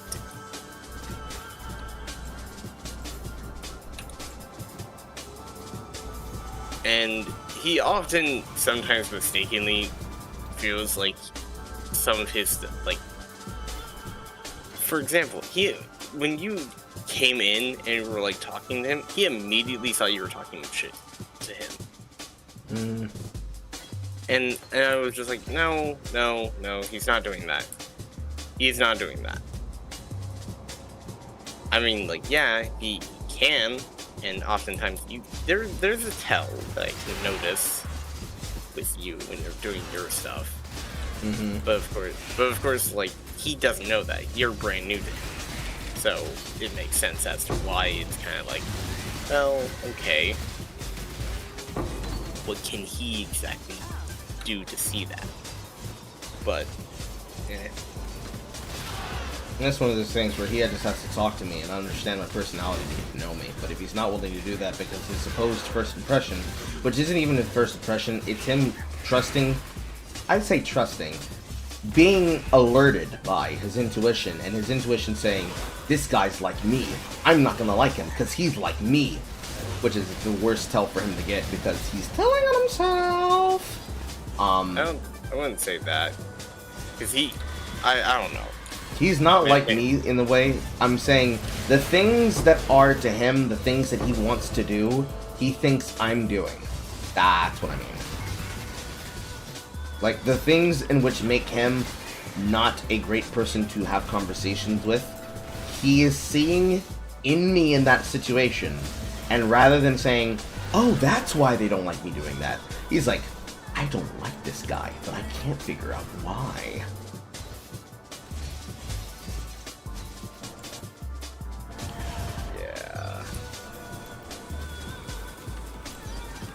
I have to stand here and wait for the fucking elder to kill this guy, like, and I have to wait for him to suck his soul. But then there's me and Dax, and we're just like, eh.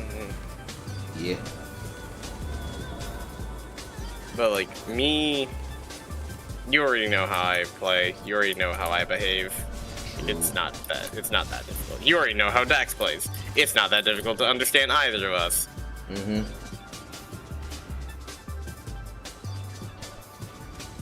Dax is just hyper aggressive. I'm very much so a.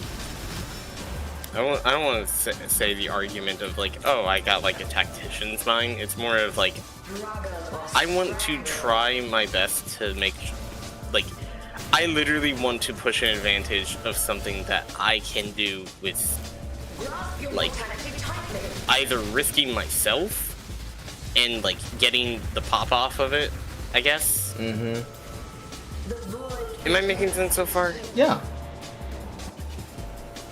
Like, it's not like I'm just like, oh yeah, well, you know, I will sacrifice myself, because I'm realizing that that's a very bad thing to have. Like, that's an extremely bad thing to have on yourself. It's like, yeah, let me just, you know, casually sacrifice myself for, like, the good of the team. It's like, no, that becomes a very bad situation because people will start expecting it.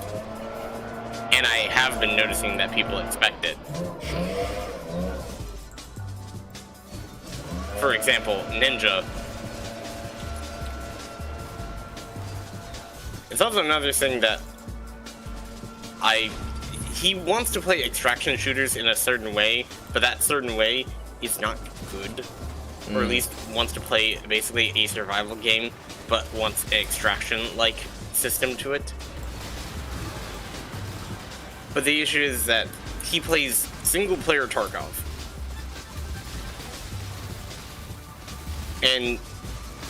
And the reason why I bring this up is because it's kind of telling about how he wants to actually play, but how he actually wants to play makes him... He realizes, or maybe he doesn't, I'm not sure, but in those same instances, he does stupid things that causes him to die really, really fast, or causes him to, you know, get moments where he cannot, like, you know, just casually, like, flick to a person and instantly beam them. He quite literally says in fights, it's like, I'm getting focused on. Why are they all focusing me? Okay, thank you, Alarm. When I turn you off immediately and then you still play anyways, thank you, Alarm. That's so helpful. Sorry. But, and it's like, why am I getting focused on? It's like, okay, so let me get this straight. You're complaining about the fact that people notice that you're attacking them, and then immediately turn to attack you, and you lose that? That is his hypocrisy, I guess.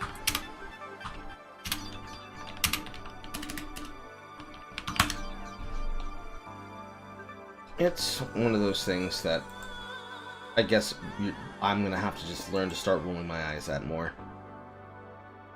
At the very minimum. And I know if I open my mouth and I start saying things to him, remind him how he's being dumb, I don't know if he's going to be able to handle it. Especially if I start just talking and he doesn't get the ability to talk back.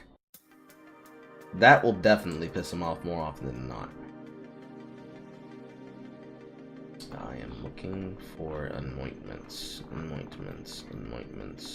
I mean, given the fact that he likes to try and talk over me, I don't really know what to say to that. Damn, everybody died. That's crazy. So I have to go get people up.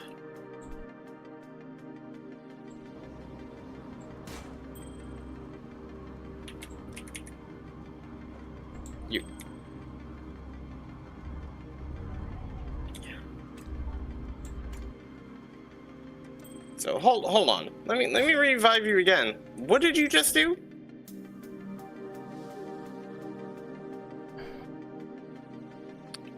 Okay.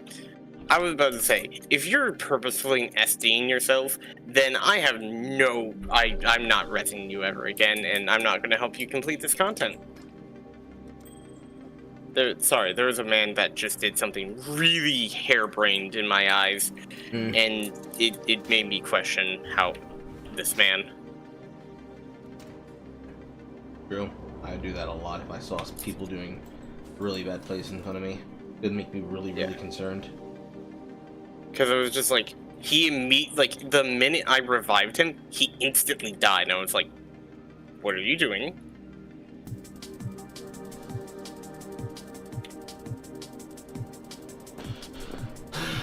The sucky part is I think I have to have exactly the 9 turn into a 10, because if I don't have it at 10 quality, I don't hit the breakpoint for my Cobra Lash to get another chain. Which probably explains that. Damn. That sucks. Anyways. That's the problems for Carl trying to push the build to its optimal degree to worry about. all Carl has to do right now is worry about his damage, and I'm not really sure whether or not I beamed the boss because my damage is high and it's good now, or because I had shrines. So let me try that again without shrines. Once again, I'm the last player standing in my team, and both of them died to extremely stupid situations that they should not have been in. Sorry. Like, when you start streaming, not even just as for content, but like streaming to play the game while you're doing what could be called casual dance down, you'll start to see people just make choices that make you question them out loud. And you'll begin to realize how often people play poorly. I've seen people play poorly. I've seen myself.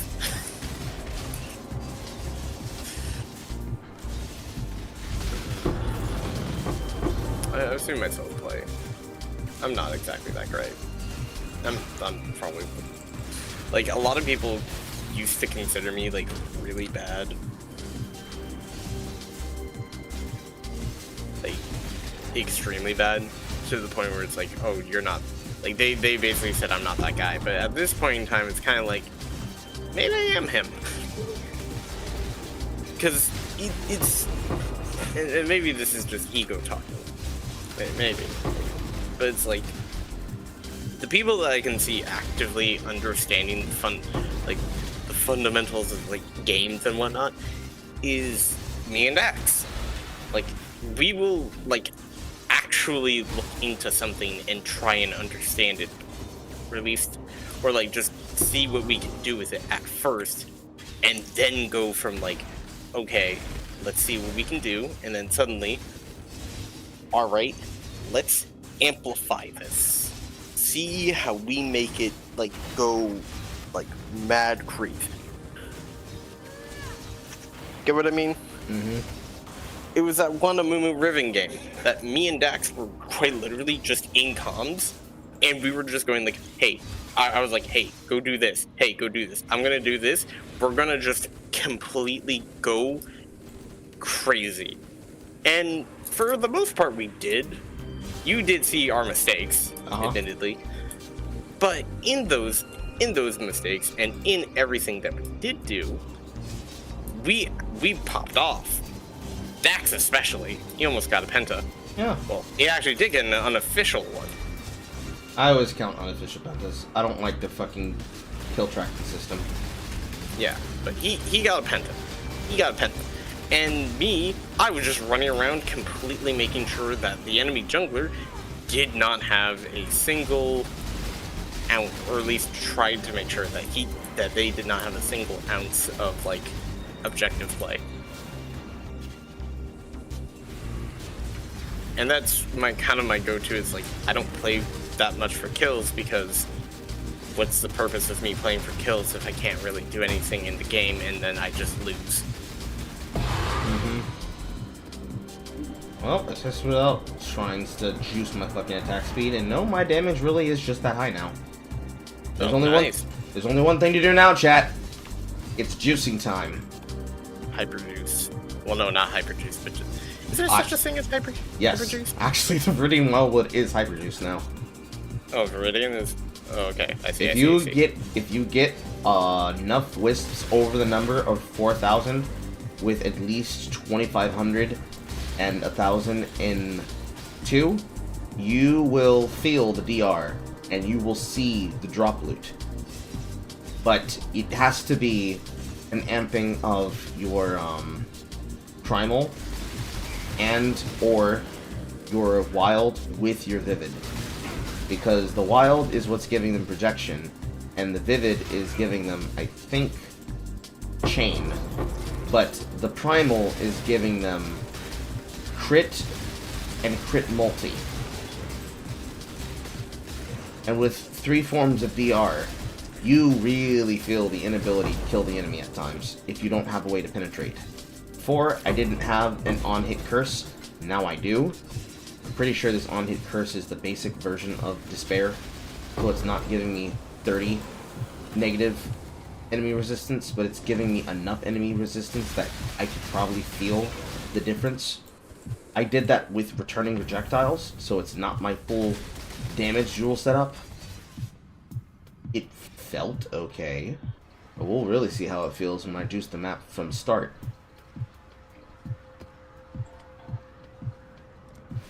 Because either I die, or I almost die. And almost dying is the goal.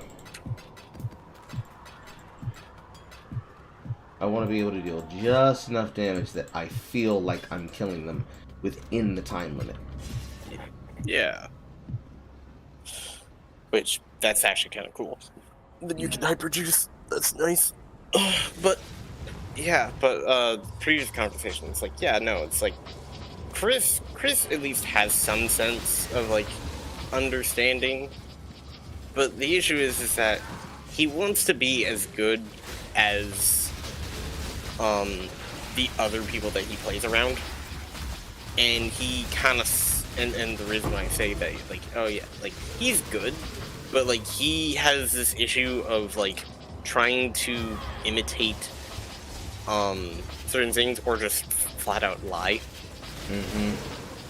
For example, Draven mid, he was like, he's like, he tried to do that, and I was like, going like, okay, why are we getting AD mid? Why are we getting an ADC mid? Please stop doing that. And he says, like, how about you stop telling me what to do, and I'll play the way I want to play. And we watched him get absolutely dogged. And he was like, I'm too far behind. It's like, yes, you're playing a feast famine character who needs support, and your jungler is not giving you that support. And you're getting camped. They ensured that you are staying down. And now you are... Hold on.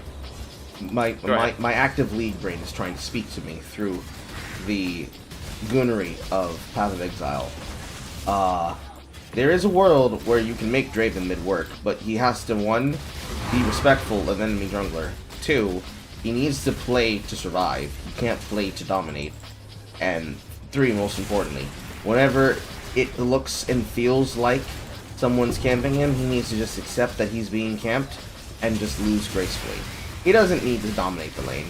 He just needs to be enough of a nuisance that they feel like they have to fucking camp him. And when they spend that time camping them, he has to tell the team, okay, every single time they show up to mid, we should be killing here. So if he's surviving ganks, where he's just not standing there, he knows he can never go for a play, and he can feel himself getting annoyed, he should be able to look over at his jungler and be like, so we're killing him, right? So we're fucking him, right? We're deep in their asshole, right? You're not just gonna let them camp me here and do nothing, right? Certainly I'm not gonna get that kind of a jungler, right? That's what he has to learn to do in those scenarios. If he does not do that, which I've seen Chris play, I know he can't do that. He gets upset to the point where it's like, nah, I'm just gonna mute the microphone because I don't like that Carl's giving me callouts like a fucking challenger player, because he is a challenger player. You can't... I'm so sorry, but the enemy's not going to care. The enemy's not going to care that you're getting upset. Oh man, that's tough. That's tough that you have a challenger player in your team telling you how to win, but since you decided not to listen to him and you're still playing in such a way where we can play off of you and get free shit, we're just gonna keep taking free shit. Why would we be upset about this? This is great for us! Like, but besides that, he can make it work, but he's not at the mentality level to make that happen. More or less. Yeah. Continue.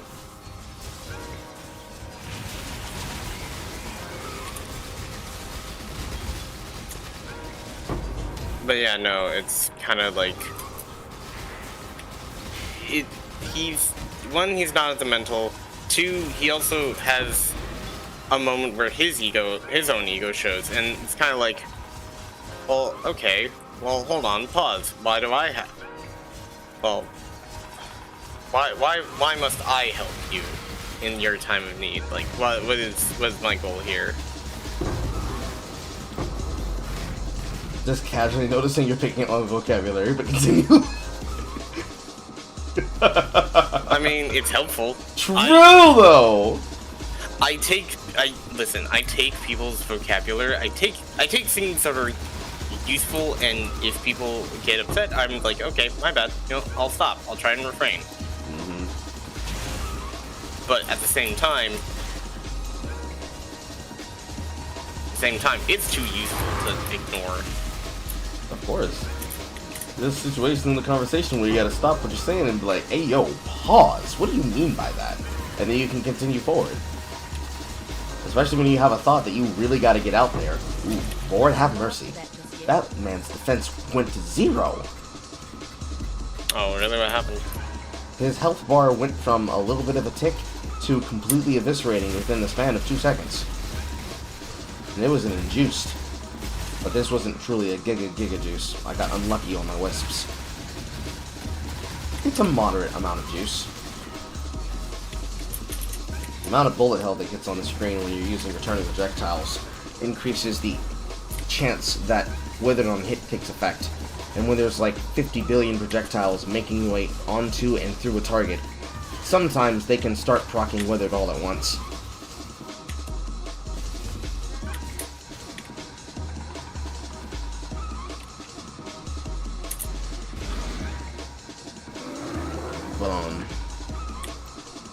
Yeah, I'm sorry I interrupted you. Continue. No, you're fine. You were telling me about... Well, hold on. Sorry, I'm playing Doom Eternal right now because I was like, I need some moments. Hold that thought for just 1 second, Marcus. What, mother?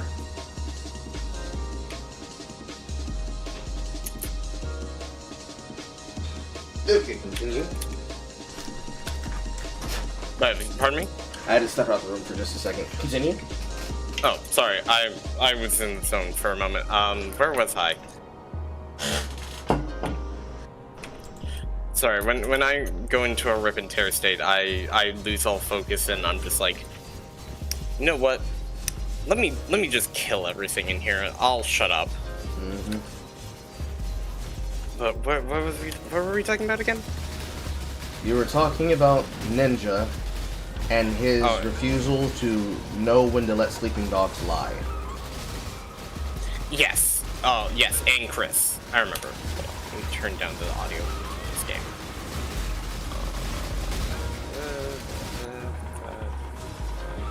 Go. That should fix everything. Yep, there we go. Yeah, so Chris, like, talks about, like, I'm pretty sure you've heard him say, like, oh yeah, like, my uncle's, like, you know, dying, like, I'm gonna get back to Diamond this season. It's like, I have never once seen him get to Diamond. Like, if I could go, like, check his account, hold on. I'm gonna go check his account right now. And I swear, I was like, and if I, like, try to go like, take a look at him, or, like, I'll say, like, hey, man, I've never once seen you get to Diamond. It's go, like, oh, yeah, go look at this other account. And it's, like, not even there. Or it's, like, says, like, oh, yeah, it's on an alt. It's, like, I don't believe you. Mm-hmm. I shouldn't believe you at all. Like, I understand that you're my friend. You even share a birthday with me. But, like, no. It's the moment where it's like, I know you're not capable of the diligence that is necessary to get to that level. And it's like, I understand that, like, you know, like, he gasses himself up. And, like, I understand that, like, when you're young and you're impressionable and you want to be as, like, really cool as, like, everybody else is, and there's, like, cause Dax is on, like, upper echelons of aggression. Like, I cannot compete with that. Like, I can't compete with that. I can run alongside it. I'm not competing with it. Mm-hmm. There's no way I can compete with something like that. I know my strengths, and I know Dax's strengths very well. Let me go to my match history, because he changes his name, like, every single day. Who has that much money? I don't know. Hold on. Let me try and find it. That's a horrible X.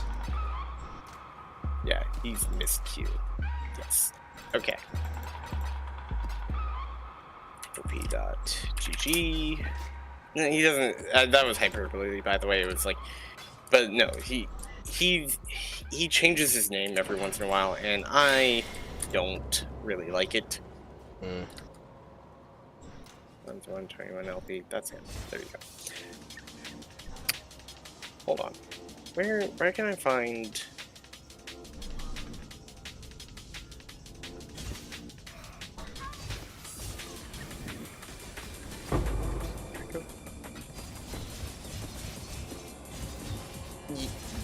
Yeah. Yeah, no.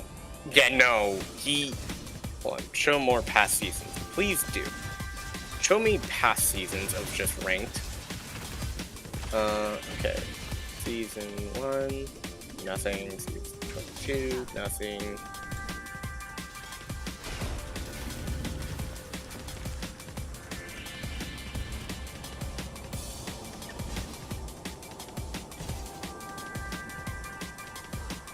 The highest he has climbed, and that was in...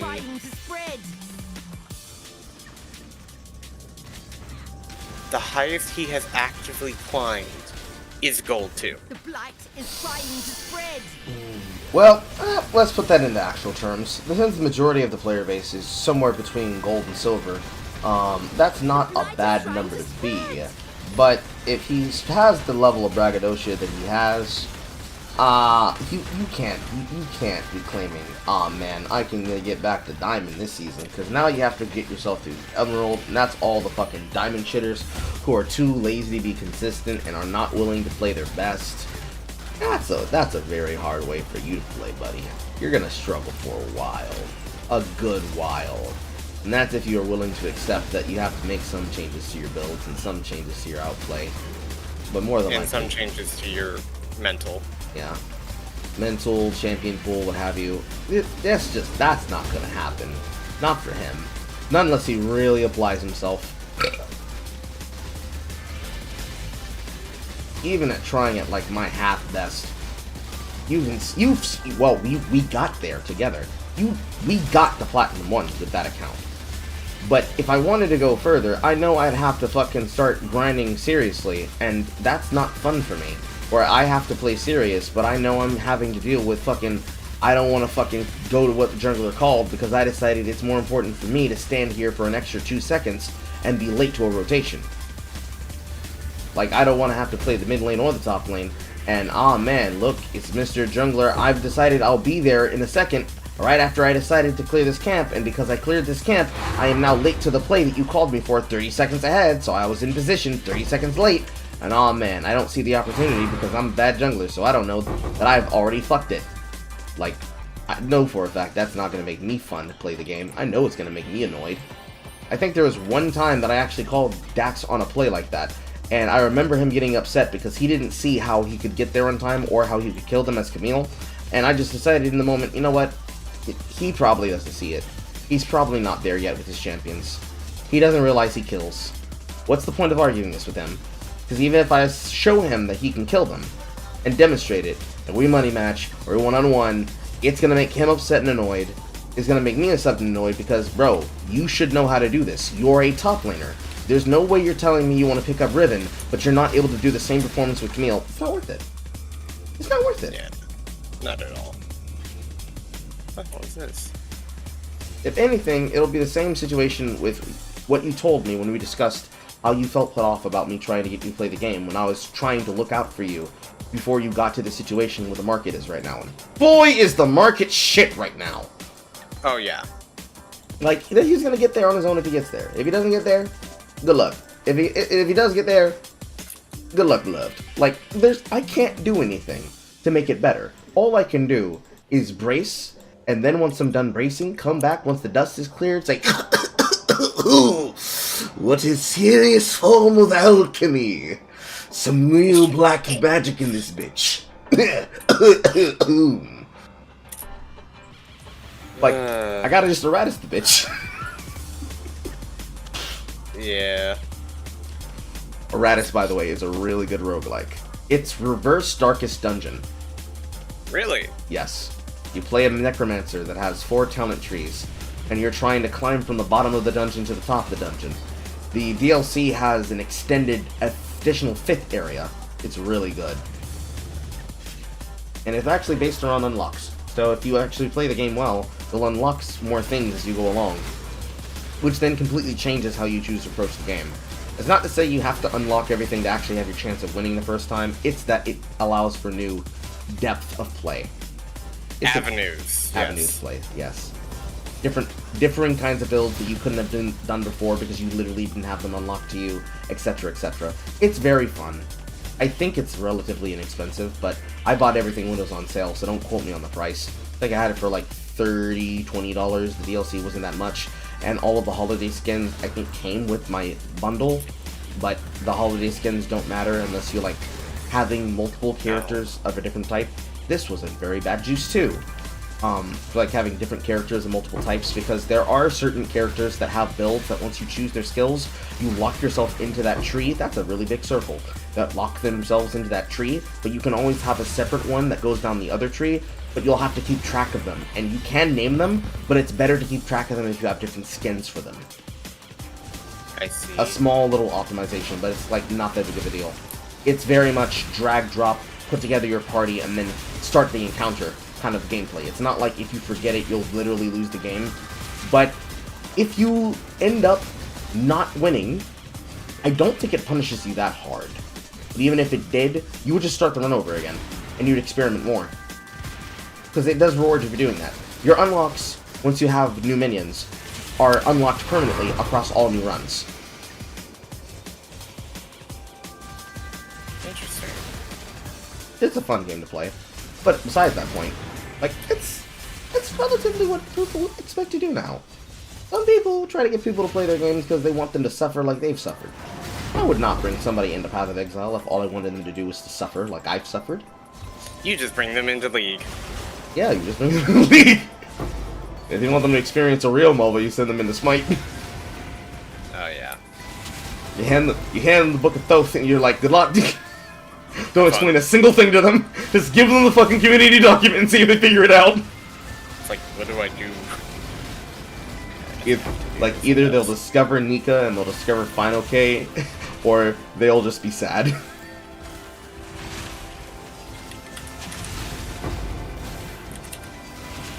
I'm not liking this.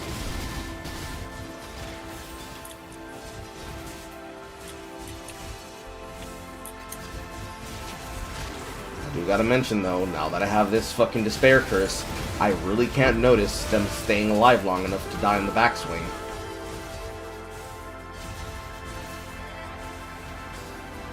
Because I gotta stand here, because the motherfucker gotta die, and then do the charge up.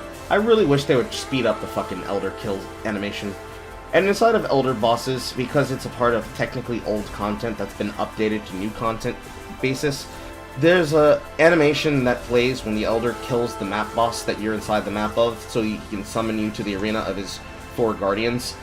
It's such a long fucking delay, and unfortunately, you cannot walk into the room and then walk out and buffer it. You have to stand there while the entire thing plays. I see. It's really annoying. Also, Jesus fucking Christ, their health pools are disappearing. I'm not even using the damage tool.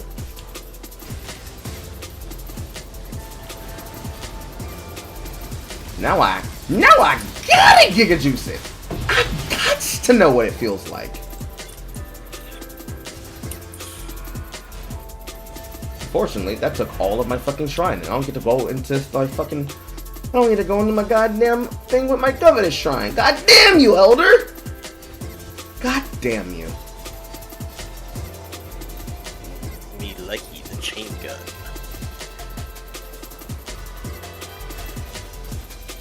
Pardon me, that sounded really creepy. I like you, the chain gun. Vroom, vroom, vroom, vroom, vroom. Har, good on you that you don't play Pass or League.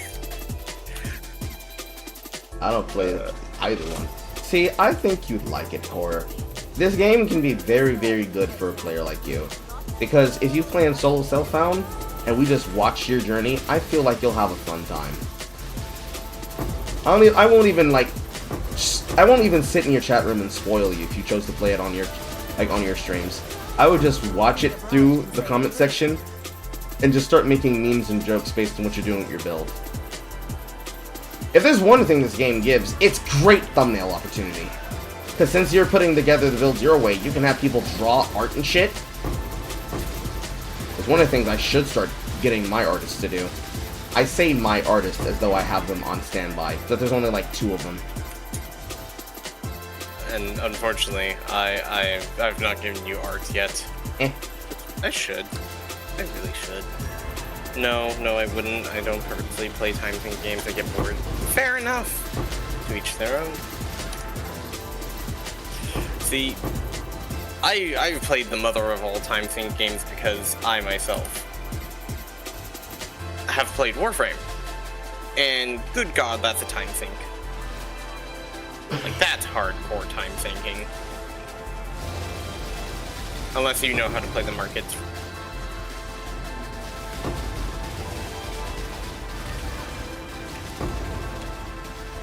But I wouldn't say, learning how to play the markets is, ideal. I'd say there's a world where players shouldn't have to learn how to play a marketplace in order to truly get the true efficient value of playing their video game. But on the same flip side, it is a skill in Path of Exile to have to learn how to find things in the market, not so that you can buy them, but so you learn how to better sell them. Fair enough. Stop jumping nearby. God damn it. Of course there is. I'm almost fully convinced that if you were to play at least 2 leagues of Path of Exile during a temporary league, you'll definitely be able to leave with, like, BA's master in economics. Because you can feel the market push and pull against you every single day. When your items devalue and something that was literally billions of currency yesterday is worth nothing today, you'll look at this system and be like, damn, you're rigged against me.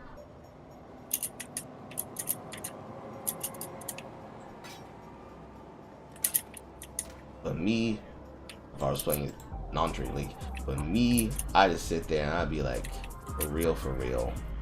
For real, for real, for real, for real.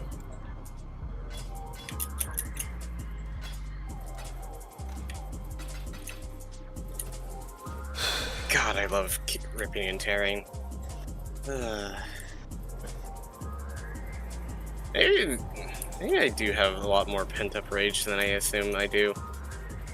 It's entirely possible.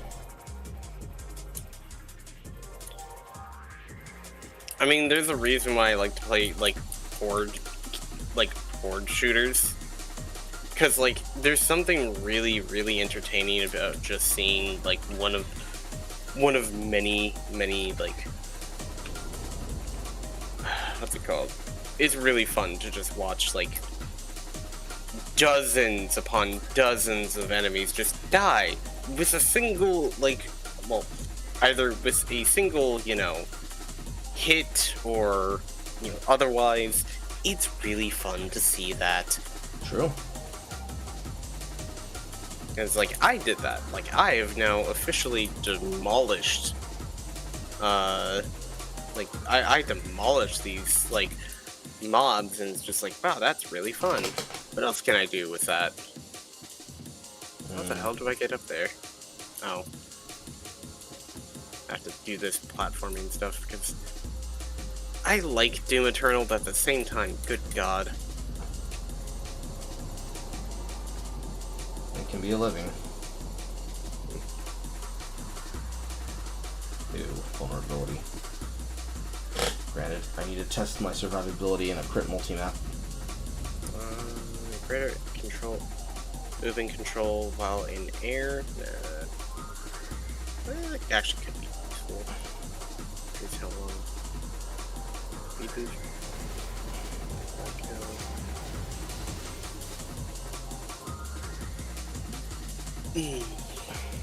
Air control. Here goes the serious test, chat. Crit multi-map with an attempt to Gigajuice. And my single player stories, yeah. I think single player stories, I mean, look, we have a single player right here, but... Hey, yo, I got a... Do you know how long I waited to tell the joke?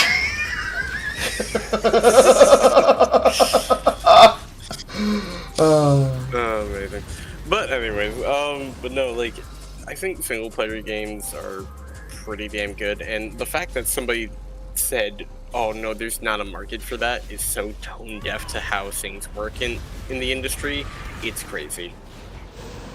There's a bunch of people who have been either reared or have been told by industry insiders that work at games as a service model industry companies that no, there's people who don't have a market for that because they have all their players addicted to this one video game that they never learn how to do anything else. But then, at the end of the day, when they actually have to look at their real-time player numbers, their numbers are always dropping because they can't hold any level of consistency to keep people nearby. And then, when they look at the numbers and they say, well, nobody's interested in the single-player market, it's like, no, they're not interested in the bullshit you're giving them. Because you're not giving them really single-player games. It's like that new expansion, or rather, that new DLC that they've added on to fucking new God of War. Like, God of War didn't need to have DLC put out. That's not how God of War works at all.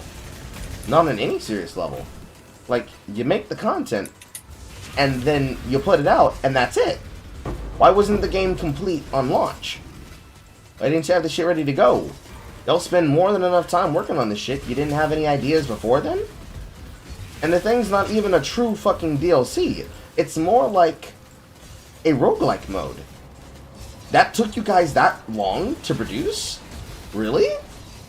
That you needed to milk the game not once but twice at 2 different years separated of Game Awards? That doesn't seem like a real single-player experience. The less said about Naughty Dog releasing the same 2 games for a 5th time in a row, the better. But that's not truly a single-player experience. That's more like a cinematic experience that you want everybody to pay $59.99 for. And I'm so sorry.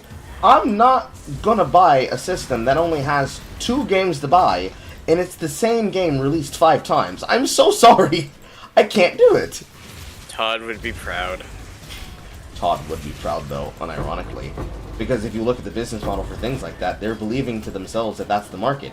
That's what they have to do. They have to release games that are in a very half-completed state capacity, that are replicated unto themselves in various degrees. This is a lot of fucking attack speed, oh my god. I can't even see the animation of my character attacking, guys. I'm moving in a circle, boys! I'm moving in a circle! Jeez, it looks like they're just instant. What is going on? Okay, now you can see it. When I crit, I get more attack speed, so it's stacking on top of each other. Oh god, that sounds terrifyingly cool. Yes, sir! Okay. Where do I have to go for here? Down below. I'm attacking so fast that my fucking echoing effect is pushing me in different directions.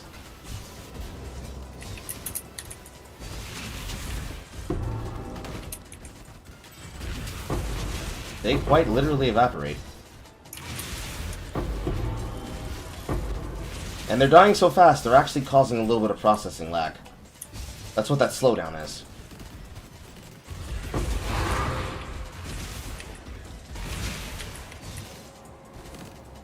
Get in the arena. My mana is gone. It has to be seen to be believed, chat. It has to be seen to be believed. How to turn into a literal blender of a raid boss. Where does he stand? Where does he stand, chat? Where does he stand? See, now this is like literally a game for Toho players to, you know, do. There you go. Just have the Toho players do something. I think we have a couple of them. I can't think of any Toku built off the top of my head, but I'm pretty sure it has something to do with ice.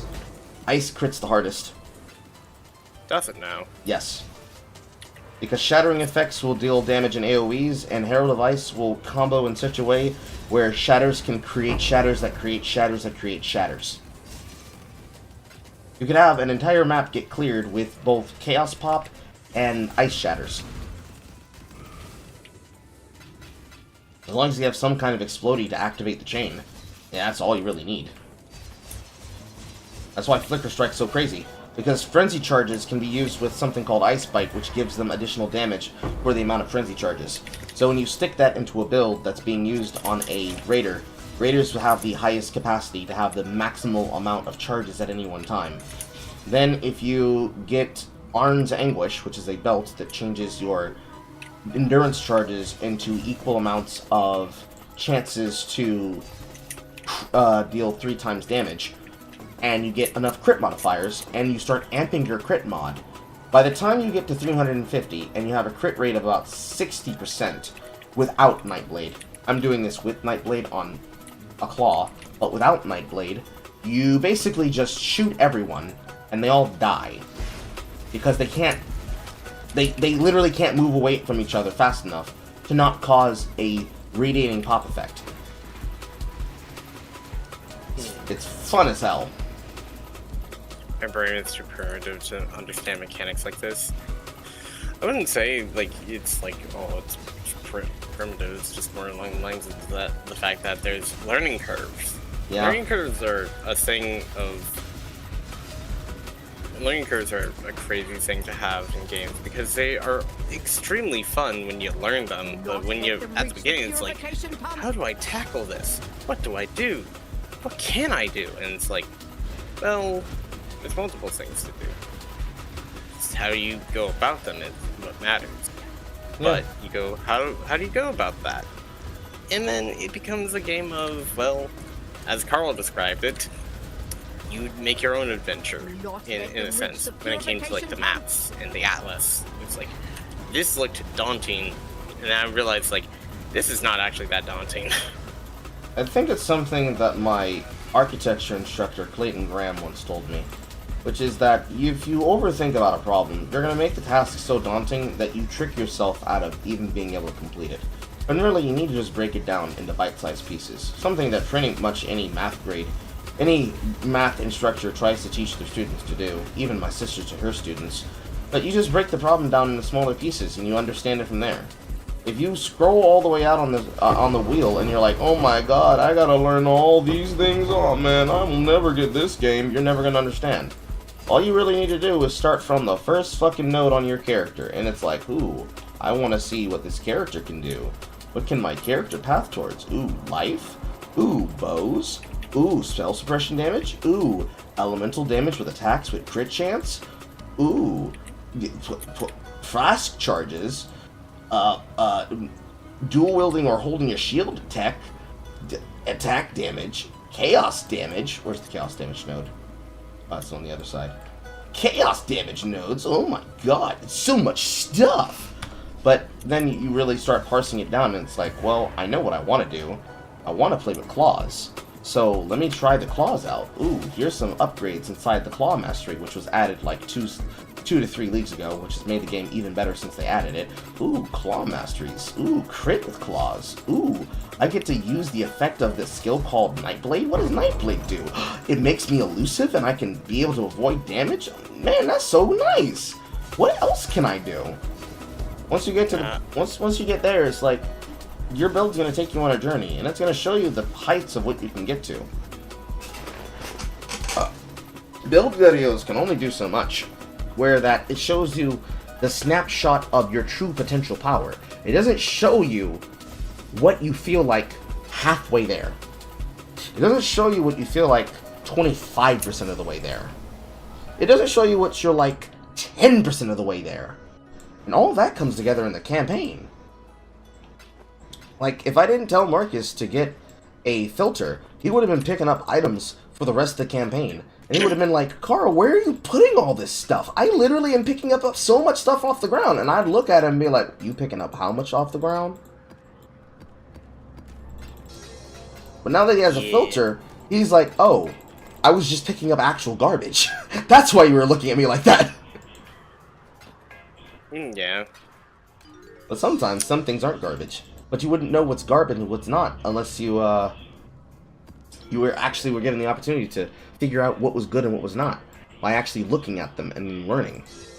Like, jewels are probably one of the biggest cut points in the game. Because, like, yeah, a jewel can be really nice, but it's always going to be +2 points to put into your tree. From wherever it is that you're going, it'll always be a redirect. So like, if I was going up this way, and I wanted to go to this node, technically this node is +3, but I was going up this way, and I did not have the room to take a Watcher's Eye on my node, these 3 points would have been put directly into my spell suppression node. And then, from there, I would have been like, oh man, that's so crazy. I wonder what it feels like if I was to get permanent crit on my charges so that I could be able to evade and have more power, since I'm already going to be using precision. Man, I wonder if I could get more power out of my build, but I don't feel like I'm there. But then, when I bought this jewel for 5 divine, I think I said. Not 6, 5 divine. When I bought this jewel for 5 divine, it's like, oh shit, I got a really powerful thing. Let me just go ahead and click, and there it is. Because if I had the ability to drop some points on these nodes, which I'm pretty much sure I could do, I think I could probably drop 10% of leeches instant. I could just click, and there I am. Don't have to worry about anything. Everything makes sense. None of it requires a lot of overthinking. I just do it and it happens. That level of power is great to get, because I'm pretty sure I don't even have to get the entirety of this fucking node, but maybe I do. I think I do.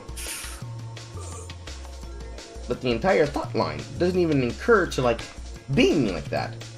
I don't even have to go that far to understand it like that. It could be as simple as, now that I know where everything is, I want to do a fire build. Where's the most amount of fire on the tree? Let me type fire in. Oh my god, over here. This entire fire node. That's crazy. And then fire over here for burning over time. That's crazy. And fire over here for fire damage and area effect. That's crazy. Where else can I find damage like that? Divine Fury, but what's this? Elemental damage. Let me type in elemental.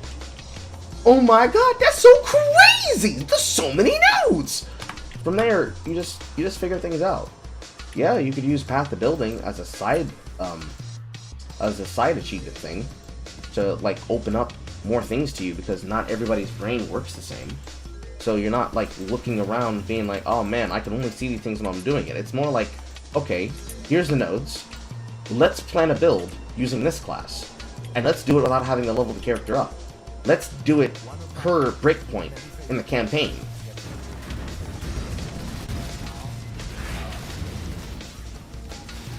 That is a divine shrine. Fuck me. I'm not up to that just yet. They're right there on top of the divine shrine.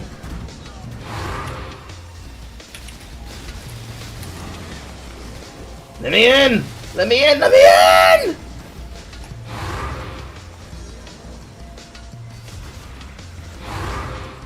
Get popped.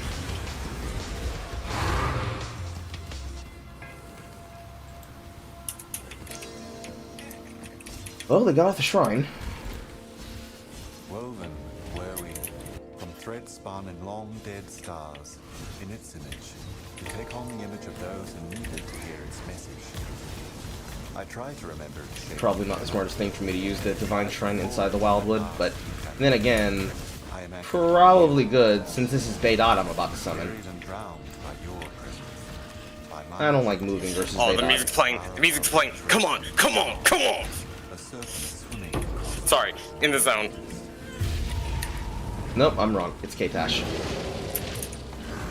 What's up, baby bitch? Let me pass my damage on you, Shepard. It's not that amazing on things that are super uniques, but it's a decent amount of DPS. I think he died in like 5 seconds. Granted, I'm able to stay on top of him because I have Divine Shrine, so that's not exactly a very good accurate test of whether or not I'm broken.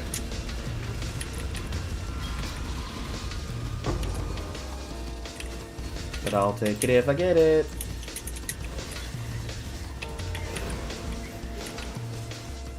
I do like the touch that whenever you complete the quest with the quest giver, they tell you their true name. I did like that touch. I only got Flavia's, the Primalist's true name, though. The rest of them need to share me their names. And then ever since I found my first and only King of the Mist fight from my last point, I haven't found him again. Which is not a good sign. Not a good sign.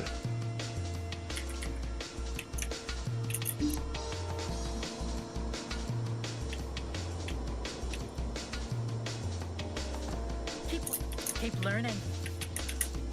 Okay. This is 2,500 juice.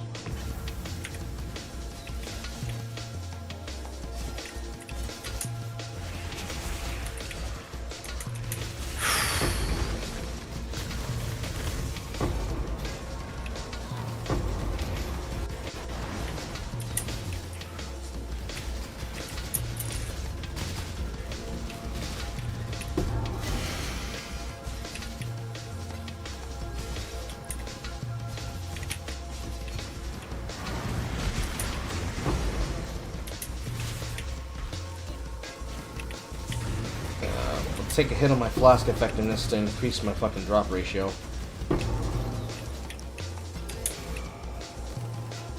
I really want to test this. I need to try to Giga Juice him not just through the Wildwood, but also through the altars. But I'm obsessed with the money! Yes, I will take Polished Blight Scarabs, because I don't want to be bombed by a meteor every 50 billion seconds because I'm refreshing my cooldowns that quickly. Scarabs juice, I presume, correct? Scarabs do indeed juice. Okay. They grant enhanced effects that the mechanic would normally give as a either buff for taking a particular upgrade on the tree, or by doing something that it doesn't normally do to make it even better for having used it in your map. Which is why there's an entire section inside of the upgrade passives for subtle manipulations to have a 10% chance to not use your scarabs. They're that good.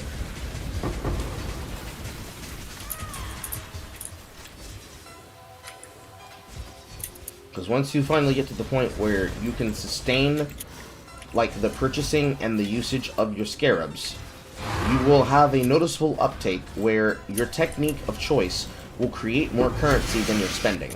So you could then either buy more or be able to sustain them simply by having the ability to use subtle manipulations in content with whatever you're doing. For me, I'm a person who likes using Grand Design, which is turning off all of my small passives to enable having multiple notable passives give pack size, which applies to the lockout nodes at the beginning area around the tree. Those lockout nodes allow you to get, basically, for every single 1 point, 1 additional pack size. And when you're focusing on a particular technique, yes, I will give him 50k armor. We're testing here, boys. It gives them the ability to lock out and really focus on a particular technique. If you want to hit all of them and just basically turn off all the outside core league mechanics and all of the additional league mechanics, you can. But usually, if you're going to be farming one particular thing, you're turning off everything except 1 or 2 things. Gotcha. Has to be a secret around here. This area is too big.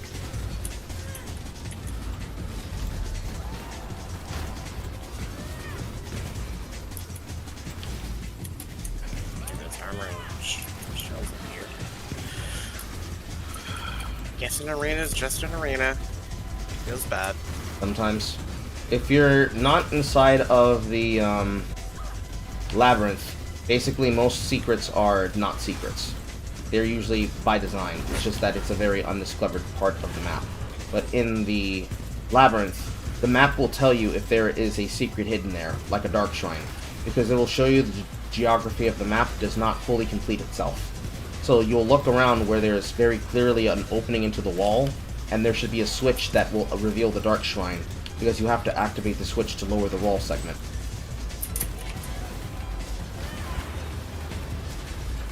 The best way inside of the labyrinth to know whether or not there is a section to be revealed is actually to look at the map layout of the day, if it hasn't already been mapped, because then it'll show you.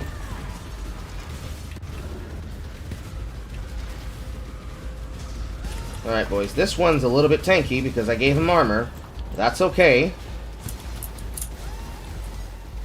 He's still melting, albeit slowly.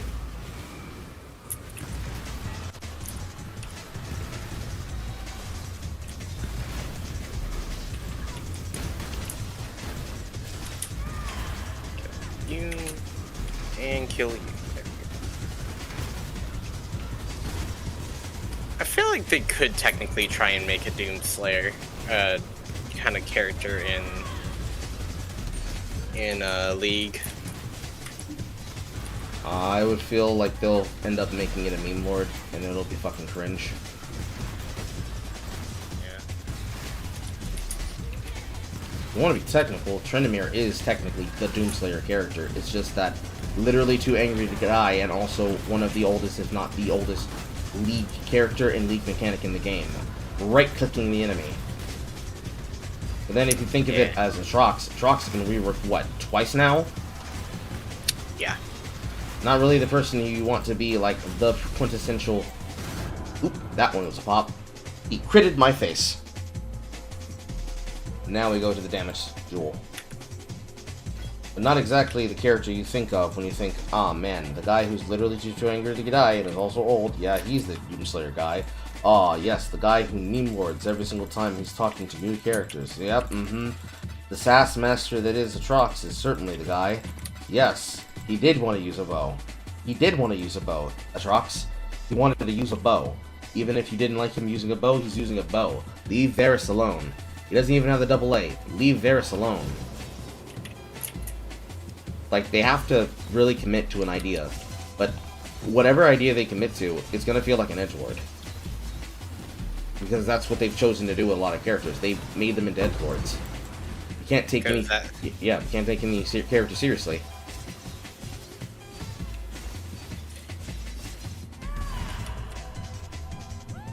Increased experience gain.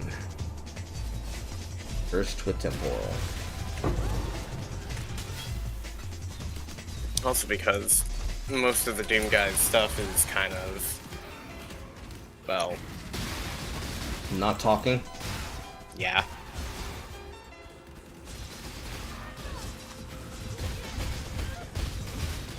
It's not talking and also being able to understand, you know... All the time. Doorbell. Sure.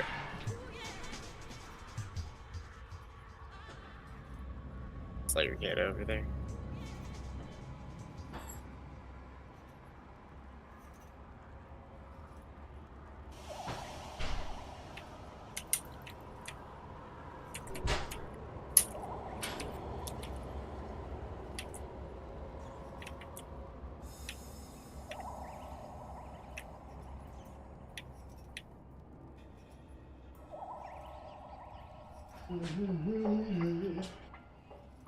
The doorbell distracted me for a half second and I died for it. That's unfortunate. I'll go right back in and kill that motherfucker again. But, yeah, Doomslayer requires a character who does not talk. And, for one, if they choose to go that route, are they going to go the route of he doesn't talk but he has voiced lines like Sona, or is he going to be the character moans and grunts?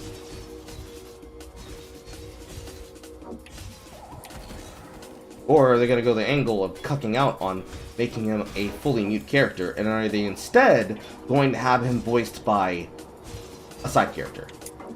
So to have it be a parallel, are they going to have their version of the Doom? Yeah. Well, Aphelios doesn't count. His sister's narrating him. He's not really mute. He's not really a Doomslayer. He's taking a potion that makes him skilled as marksmanship, but also makes him mute and can't talk. I mean, like, the character literally never talks, and the only reason you know what he's saying is because someone's interpreting for him. Something like if you were to have a Doomslayer comparison, if the bunny Daisy were to come back alive again and actually talked for the Doomslayer. I feel like Deputy Dust, is it Deputy Dust or Dust Deputy? I can't remember his name off the top of my head, but if you've ever seen his art, he's made interpretations of Daisy.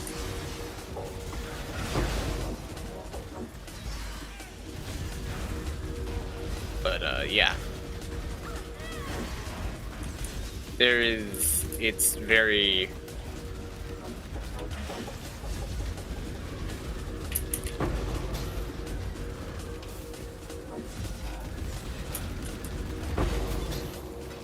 It's strikes me as a very League concept that they'd go for it, but they find a way to get a stunning young woman to voice the character, and it's like, oh great, another character that never shut the fuck up.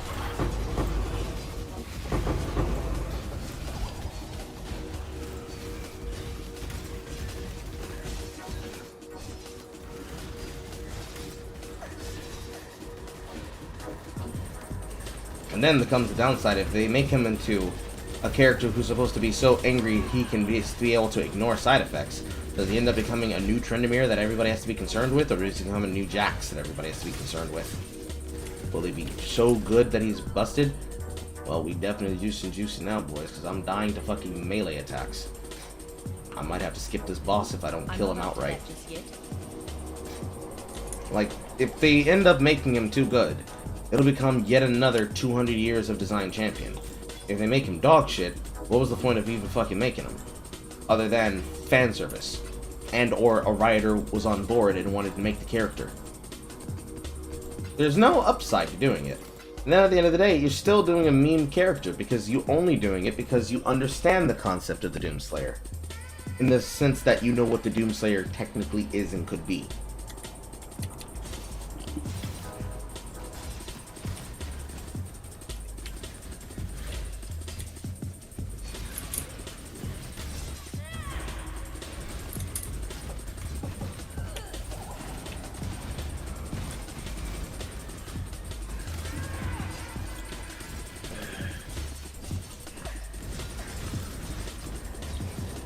It also pains me to know that there's definitely a certain audience that would just love to see, like, the subversion method. And that gets really samey real quick because people are like, oh, well, you know.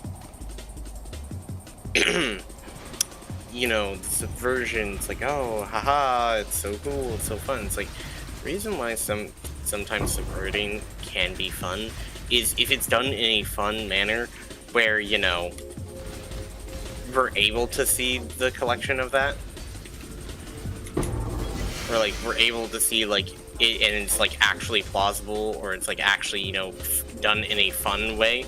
Not in a way where it's like, well, it's subversion because we want it to be just subversion, on top of the fact of adding along the idea of, like, a, quote, character analysis. But the character analysis is bad because, you know, you can't actively actually write a character worth a damn. Yeah, it's like the tweet that I had that I archived and put inside of Relaxation Lounge about a few hours ago, from a person who quoted saying, I had to change a lot of things outside of these scripts. It wasn't just because it was a man that was old that wrote it, and I felt really good about doing it because I had to take those liberties myself, bro. Nobody wants that fucking character. Leave that fucking character in your fucking sketchbook where it belongs. Do your job.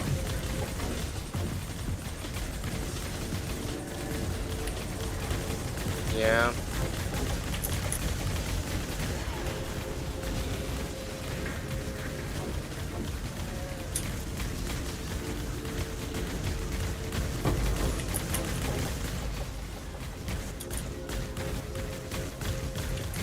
Can I move? Can I move? Can I move? Can I move? Nope, stuck behind the wall. Okay, let me move. Well, the juice inside the life force for Harvest is still going good. I dislike some of these drops I keep getting. I really would like to see more claws.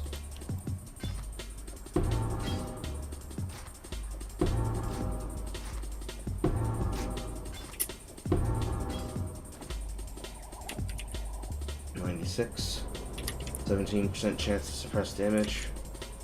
Really bad utilities. No life roll. That's sad. Badge. A lot of these goddamn fractures always end up so goddamn horrible. And that is percent claw. Percent claws are bad! Alright, let's attempt to kill this boss and not lose more than 40% of our experience bar.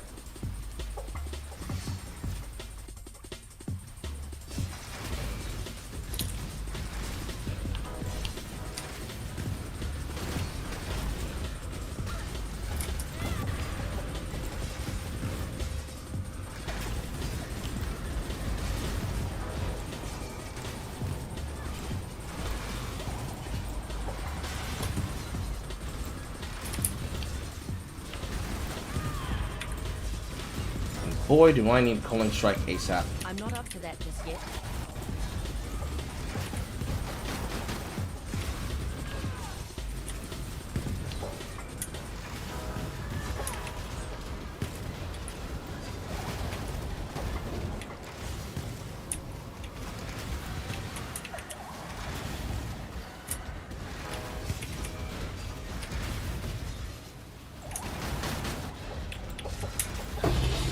Now he's dead.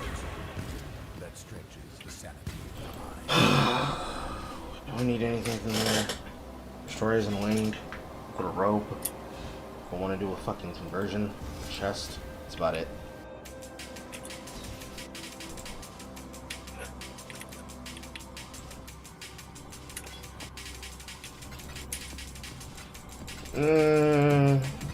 It's okay.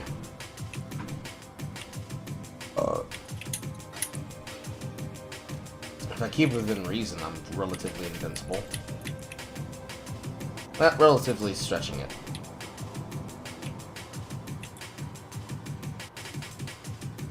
So I'm almost certain if I get slammed by Minotaur, I'm dying. See, I have two definitions of what a Minotaur is in my mind because of Destiny, and I hate that. One of my captors felt no emotion.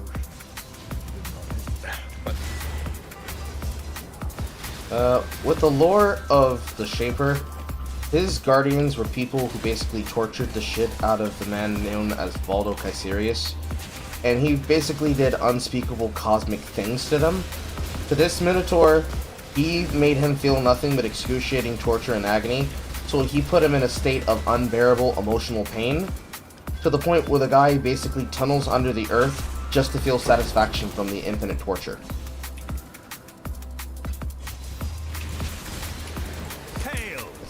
It's more like a title than it is an actual Minotaur.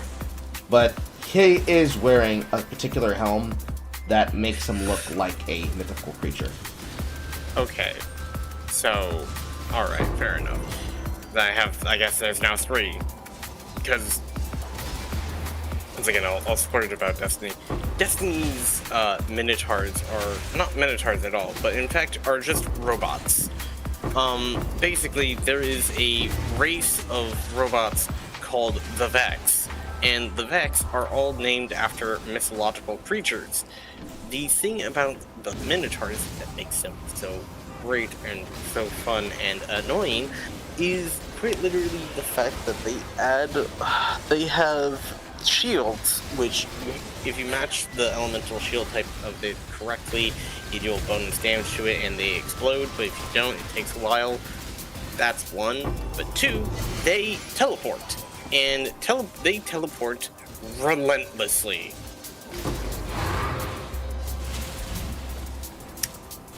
So imagine, if you would, So imagine, if you would, some type of, like, you know, just fun and fabulous game design where that enemy type can, you know, do it infinitely. You've been chased around the map by a Soul Eater mob that's been juiced out of the wing, haven't you? I believe so, yes. Yes, we have that kind of Minotaur in this game. It's being chased around by a Soul Eater mob that won't fucking die.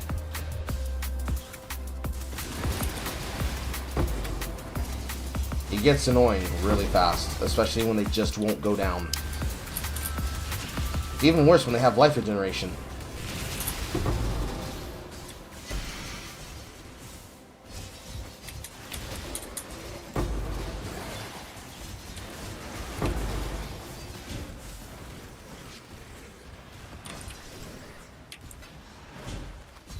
Not mean to actually do that.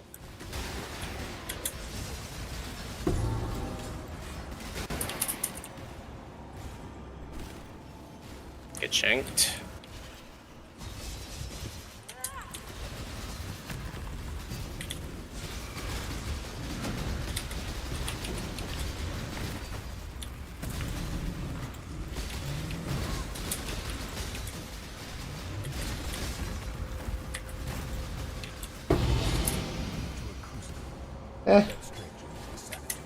But yeah, no, like getting like that teleport stuff is so annoying because it not only it just makes him invincible.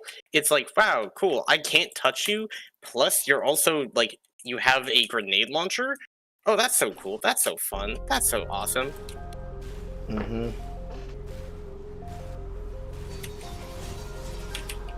It's kind of unbalanced. That gets annoying after a while. It's like, how is this? Is this fun? Who in the studio? Who designed this boss? This is fun to you? Who unironically let you cook? Who gave you the okay?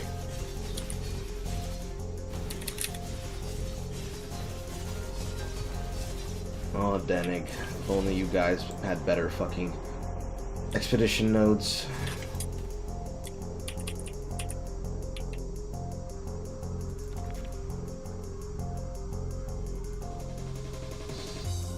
Actually, I need to start from the bottom over.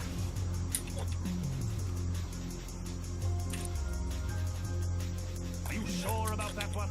Seems risky. No, Denig, I am not sure about any of it.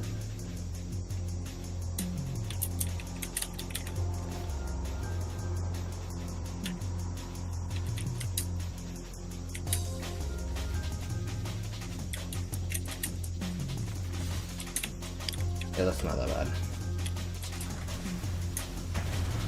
As long as I avoid physical now, it's fine.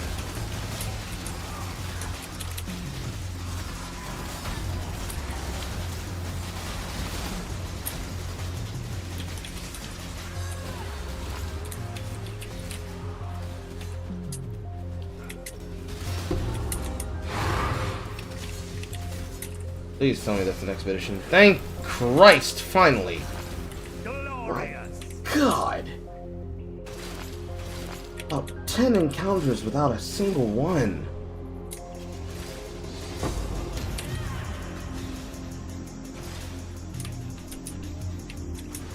Expedition needs to be better. I didn't take my fucking ritual altars. Hail, God Slayer! God Slayer!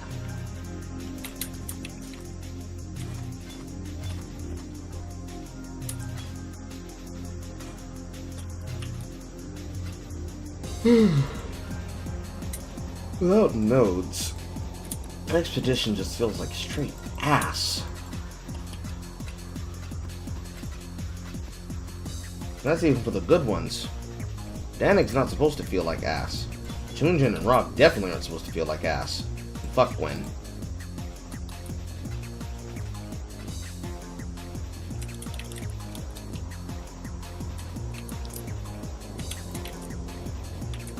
Literally, unless you have buried knowledge, you just feel like you're not ever getting logbooks. I'm kind of on the fence with Distinguished Demolitionist. It can do a lot, and it can Please let me move. It can do a lot, it can help you be able to get more out of it, but at the same time, it's an extra 3 points that you don't have to take. What do I have in my altars?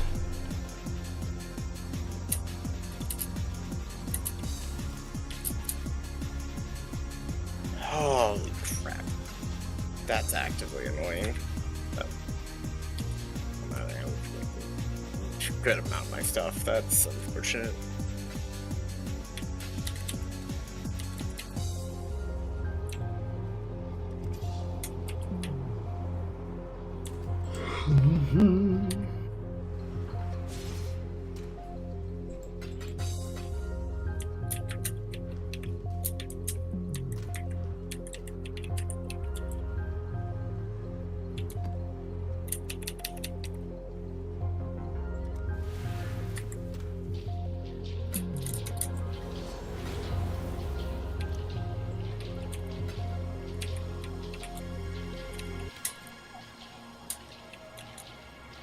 Okay.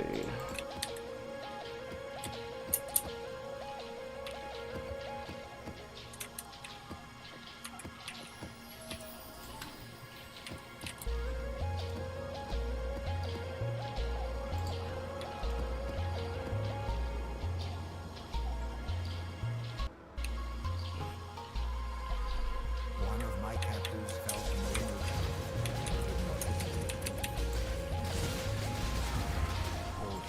got mowed down.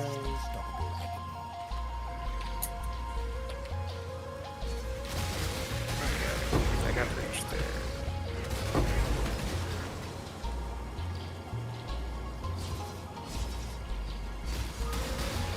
That's what I thought.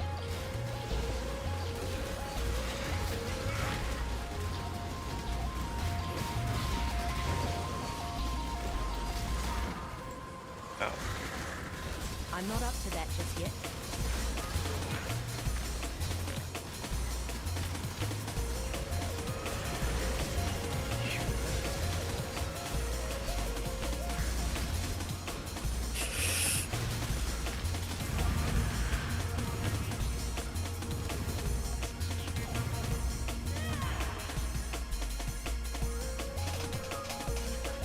Last supply to you, 200 increased effect. Don't mind if I do. I love getting 100% crit chance. It feels so nice.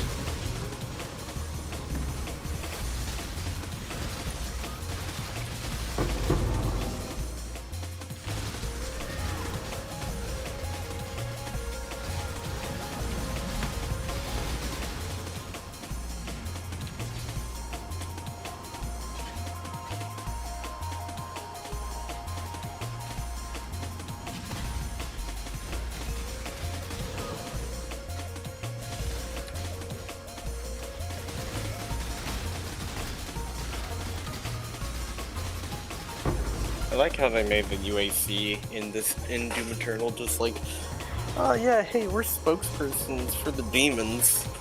It's hilarious. I remember when people complained saying, no, you can't mock our ideas like this. This isn't fair. This is not good. You're just anti-woke. And it's like, how quickly they fucking fell away from that shit.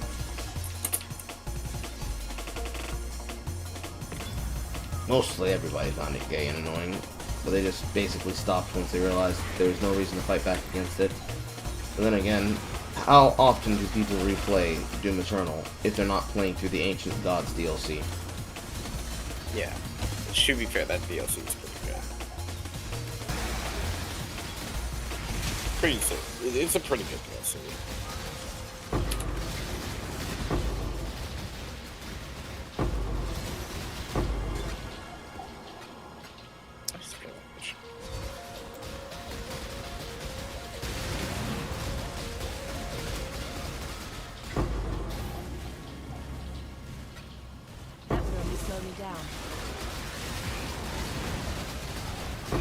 Why, game, giving me a crit shrine when I'm already getting 100% crit from the forest, you shouldn't have.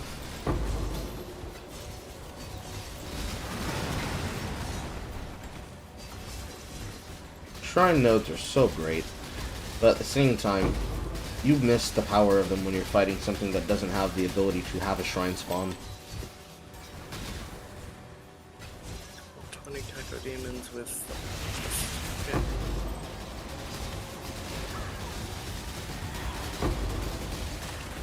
And now I pray that I can actually upgrade those using the GCP recipe.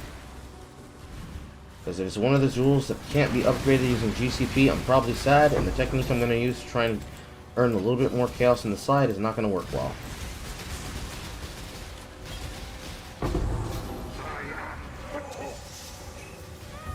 Can you be the torch somewhere else away from me?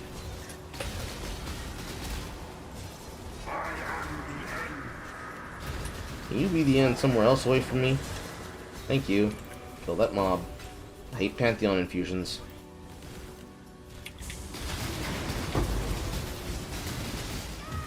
I hate Pantheon infusions with a goddamn fixated nerve. The one I hate most of all, definitely being Innocence. Because the power and damage of an infusion does damage based on the actual level of the map, not the level of the boss. So if you're on a tier 16 map and you see an Innocence infusion and he starts doing his die beam towards you, your health is going to disappear in 5 seconds. Maybe less. because that beam tracks, you have to get out of range of it completely.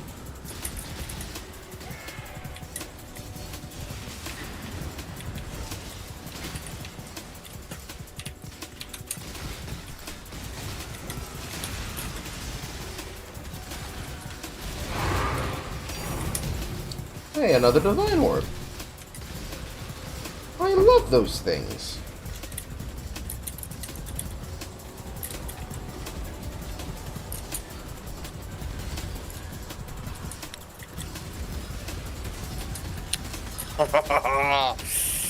This time I will not add additional fucking armor.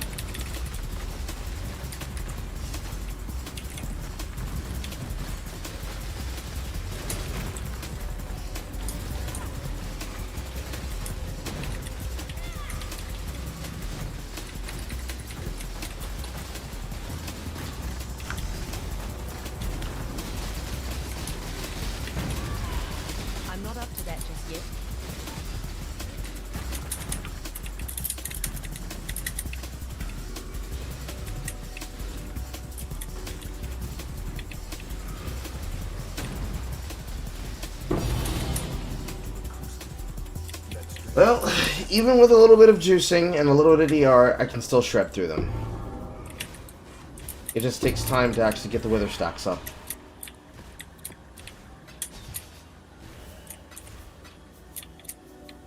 Which honestly should be concerning to me. Then again, that was the damage jewel setup. Damage jewel setup does more damage on hit, whereas the returning volley is more about wither application.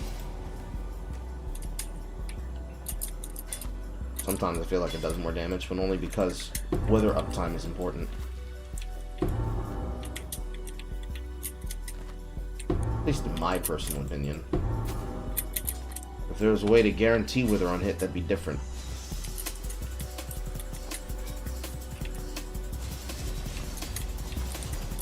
That and I hate wither totem.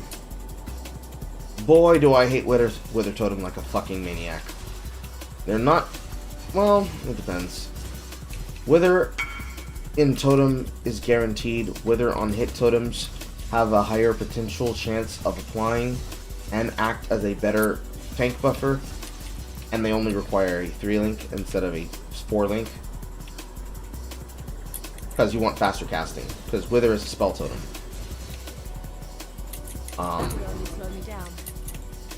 All in all, it just doesn't feel comfortable.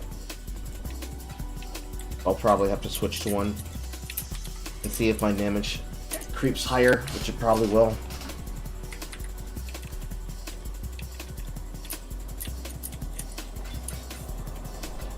Oh, wrong one.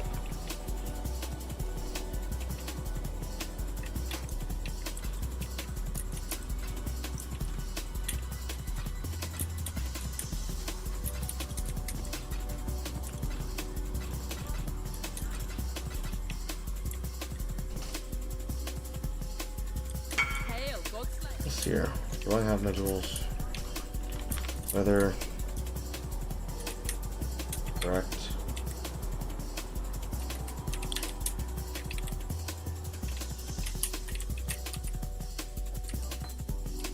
Whether spell totem.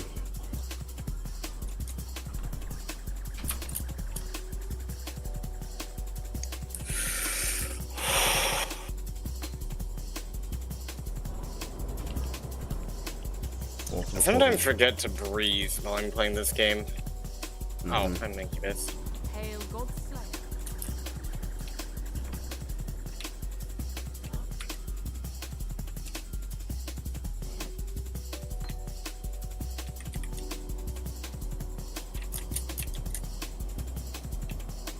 Let's see if this makes a difference. There's a chance that it does, there's a chance that it doesn't. If it doesn't, I'm sad.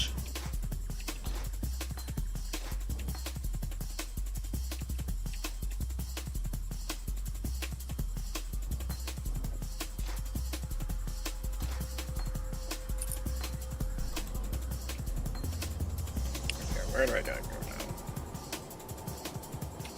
That way. Down below. God dang it, I hate this area.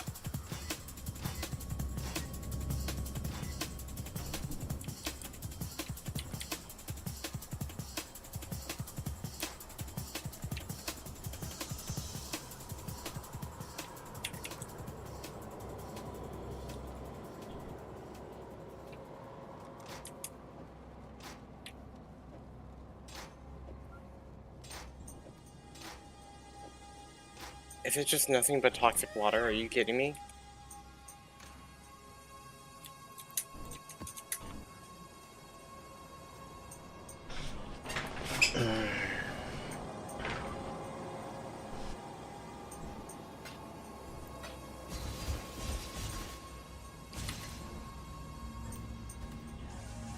Magic monsters, chaos resistance.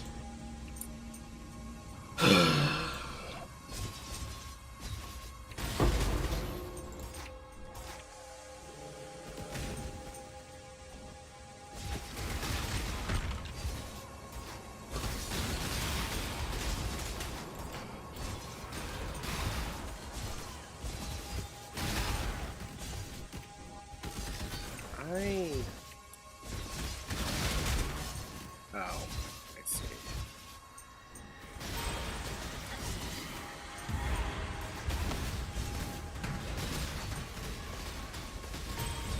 I'm not up to that just yet.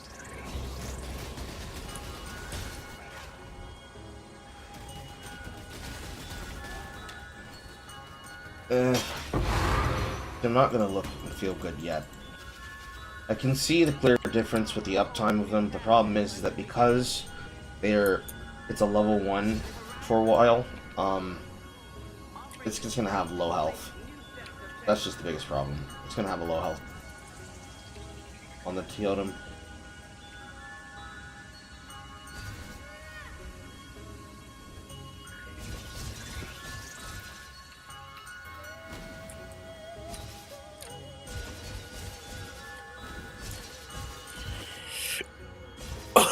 Ah. I don't like coughing. Who does? The people that openly cough and without covering their freaking mouth. Well.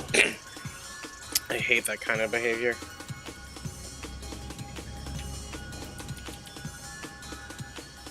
It actively irks me.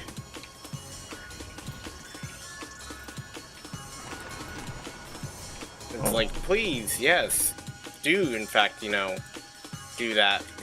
Do what you're doing right now, because that's healthy. Mm-hmm. Now for the first test. Red Elder.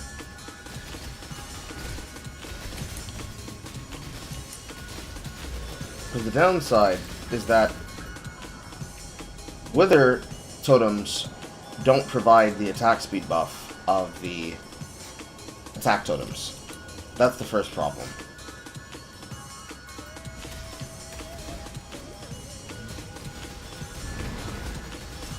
So I can actively feel the less attack speed. That's really nasty.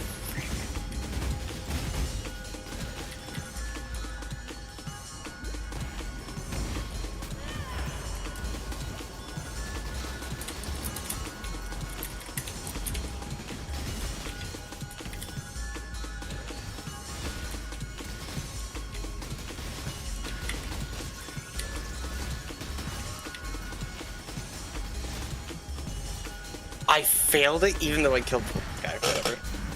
Okay. Retry.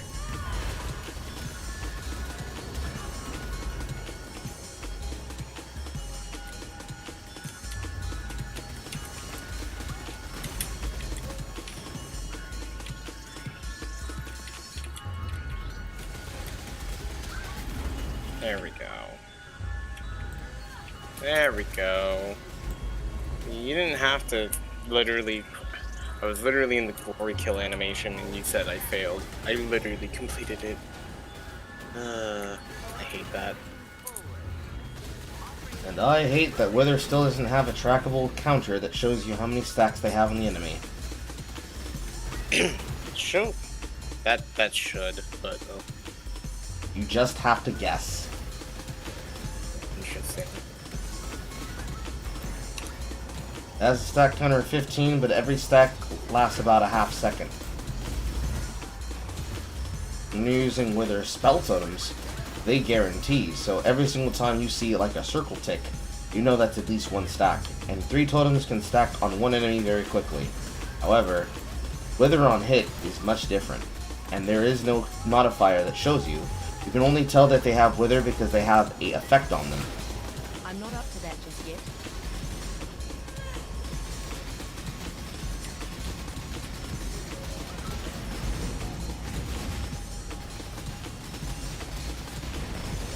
To me, exile, quickly!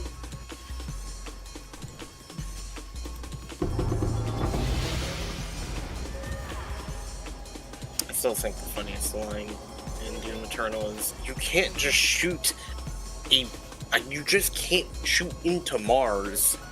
Like, objective, shoot into Mars. It's like, yeah, we're doing that. Which...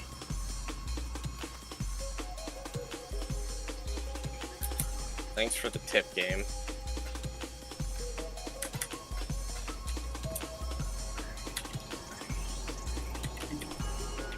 I didn't feel much of a difference fighting him.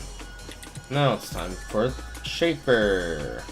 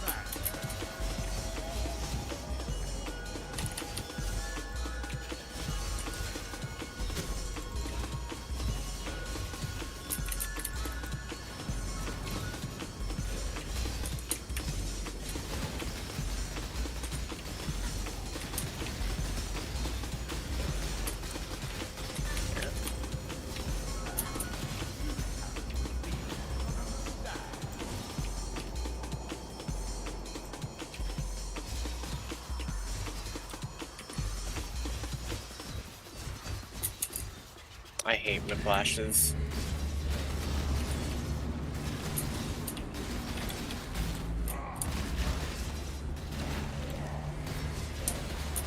Good.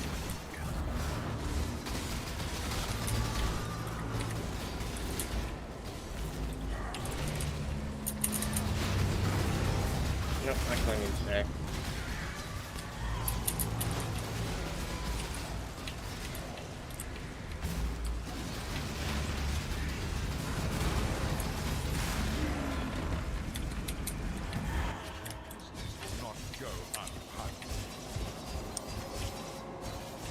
There we go.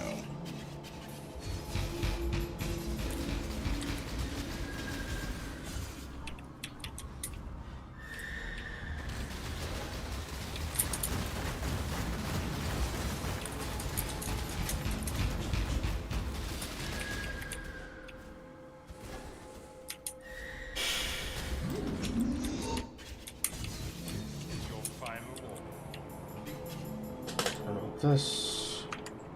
Go to the damage totem. You force my hand, little arms. So, you've chosen to side with chaos. This is my world, and you shall obey my order. Gaze into this. No, you gay into the abyss. Gay into the abyss. The actual attack call is gaze into the abyss for his Kamehameha. But I call it gay into the abyss. Kamehameha. No, he literally has a Kamehameha beam. Yeah, I figured, but like the Kamehameha wave, I don't know. Hurl destruction wave. Say again? That's its actual name. Kamehameha is turtle destruction wave. I'm not up to that just yet. Yeah. They always make it just every single time it gets upgraded. Oh, I love having terrain that causes me to not even move. Oh god, I love that kind of design. It's so freaking fun. No, it's funny you mentioned an upgraded Kamehameha wave. Wait until you get to Sirius. Fair enough. Hold on a second. We don't even have a proper name for it. We just call it the die beam. Because that's what he says to you. He tells you to die.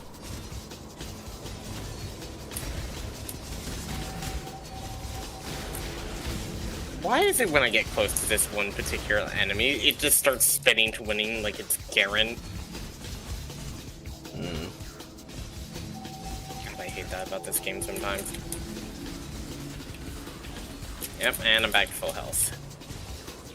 It's moments like these where I enjoy this game, but at the same time, good god, does it make you feel like you're about to freaking die. What is shaking my screen like it's going insane? What is going on? Oh, it's that.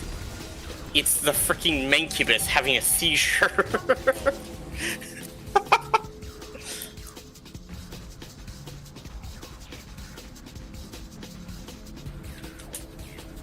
And you die for that. Jesus Christ. I didn't realize that Mancubus's, like, ground pound could shake the entire screen from miles away. That's wild. So apparently it was attacking some, like, minor enemy because the enemies can actually fight one another. But, like, because it was doing it in such a way, it was able to cause my screen to shake wildly. And I was just like, what is going on? What is causing this? And I just see it, like, literally ground pounding to death everything that's around it. That's that.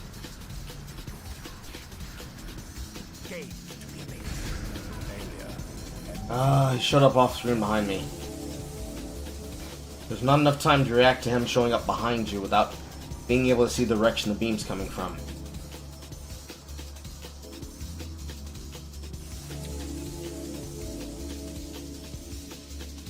Also, I just wasted a portal because I forgot I accepted a trade for somebody. What do you want? Entropy lock, studded belt. No payments for Pro Apex Legends women this Christmas as Galaxy Racing meets its final contract. Okay, so what's up?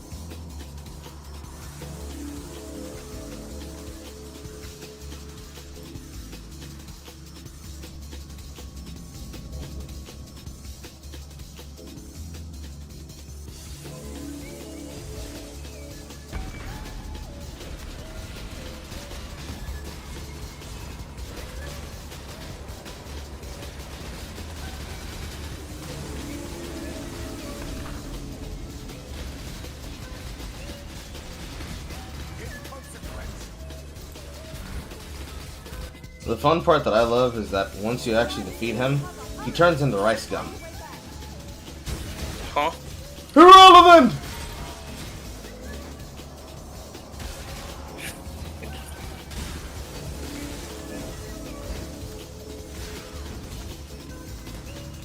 The funny part is that during the storyline that this part of the event was taking place, the missing master that I have an echo of in my hideout, Zana Kaiserius, his daughter, she's like literally trying to tell him, "No, father, I'm your true memory.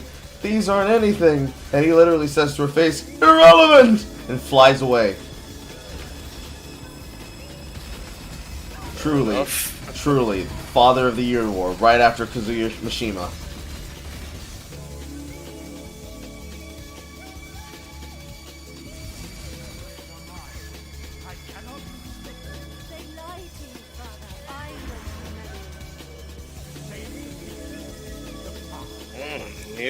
enemy type. Let's see how we fare. Marauder. Okay, is this the one where everybody started molding? This is the guy? The Shaper? Standing too close, he uses his shotgun. Stand too far away, he throws projectiles. Keep him in mid-range and counter his attacks with his eyes flash green to daze him, otherwise he'll block your shots. So, basically, counter him.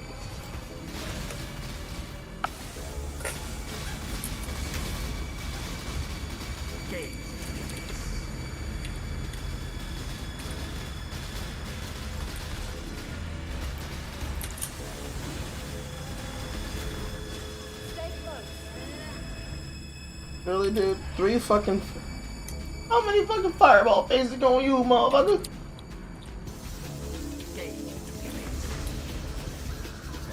And then I died of one because the phase wasn't fucking over yet. That's great. I love when that happens. Carl, in fact, does not love when that happens, Chad. I've lost 15... No, more than that. I've lost 30% of my experience because of bullshit mechanics that haven't been updated in years. Okay, that was the easiest fight I have ever done. Why were people molding about him again? What was that? Wow, okay, people are just trash at this game. Good to know.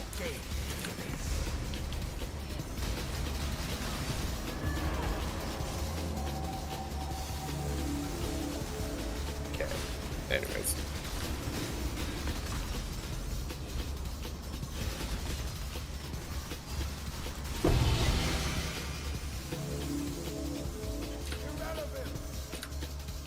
There he goes.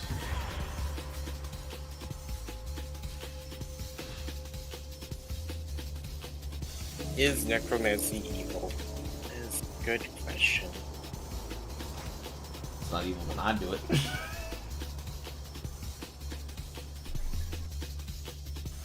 What was the uptime for weather again?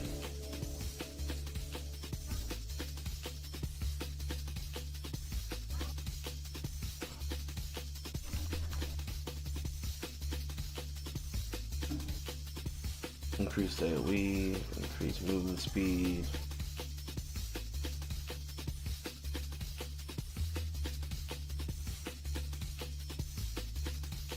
That's unfortunate.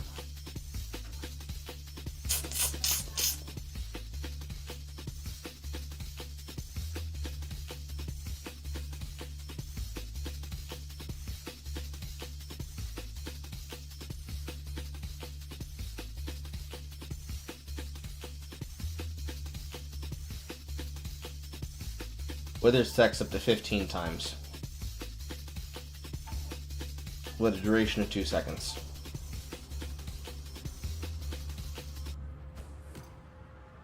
I think I understand it A now. hole in Mars. I think I understand it now.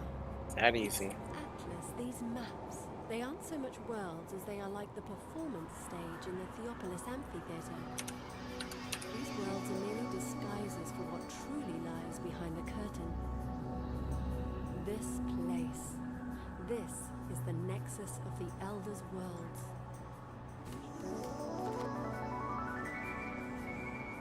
Yeah, I'm not a fan of the Wither Totem setup. Even though it's the guaranteed setup, it reduces my attack speed significantly. And I'm not a happy camper about it.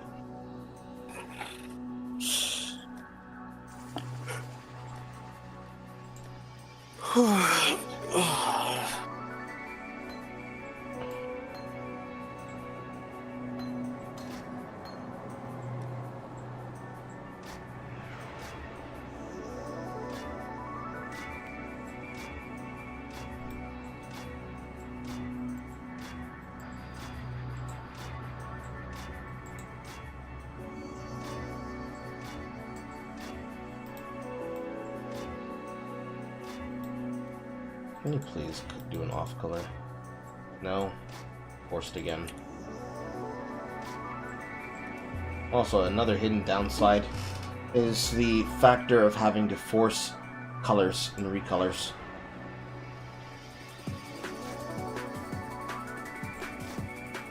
if you don't have enough orbs of traumatic orbs to recolor, after you test out a different setup of a build, it'll take you that much longer to reform everything.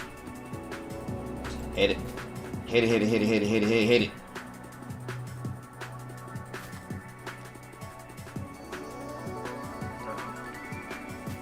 Okay.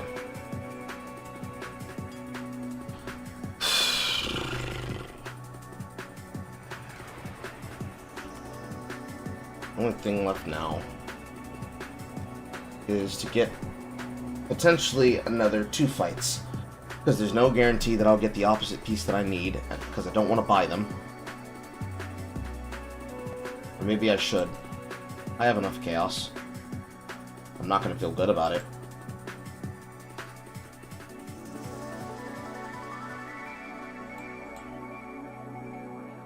Mm.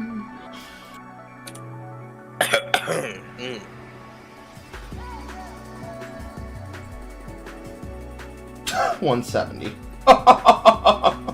170 for Fragment of Shape. And Emptiness is not going to be any easier, is it? Okay, that's stupid. Why is the Fragments of Emptiness and Longing worth 40 to 50, but the other one is worth 170?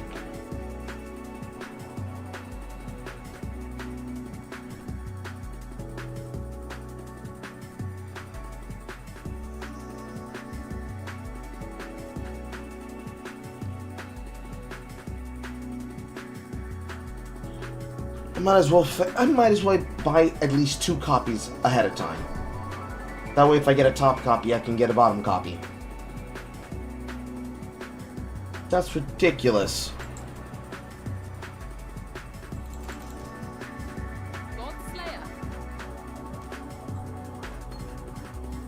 I've got an SRS quality 20 gem in case I want to use it.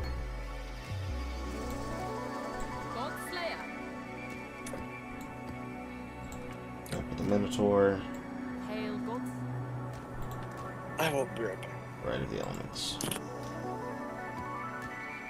Then I'm giving trades, so I don't give a damn.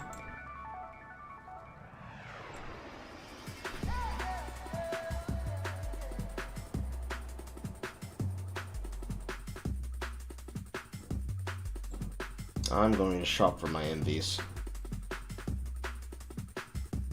I can't be bothered. Essences. Envy, envy, envy, envy, envy, envy. There you are.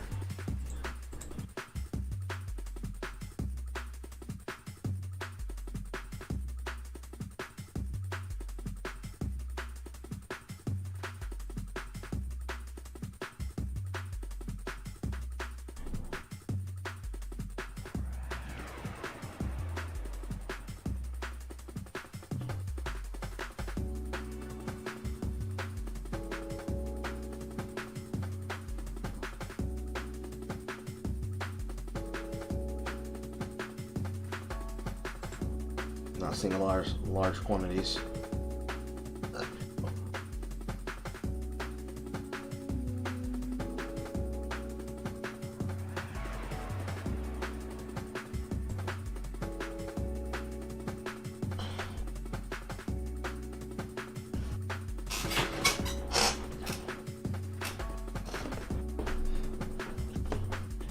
People overcharging on the essence market by a significant margin, by almost double for store housing.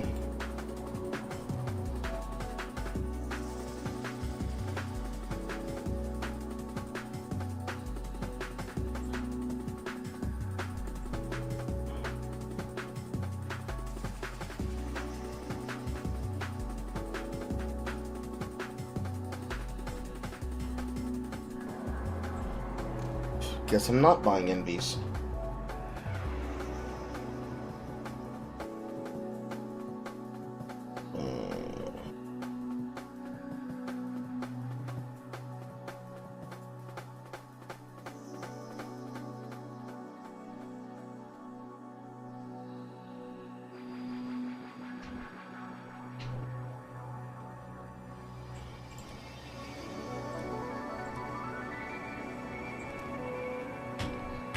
Guess we start the new character.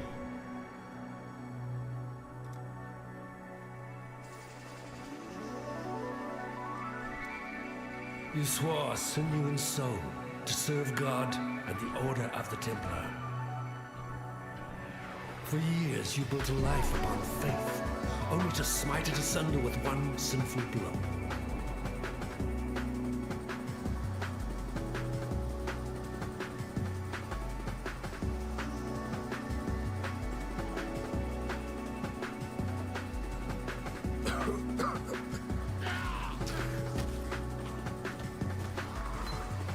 Even death gives no solace in this tortured land.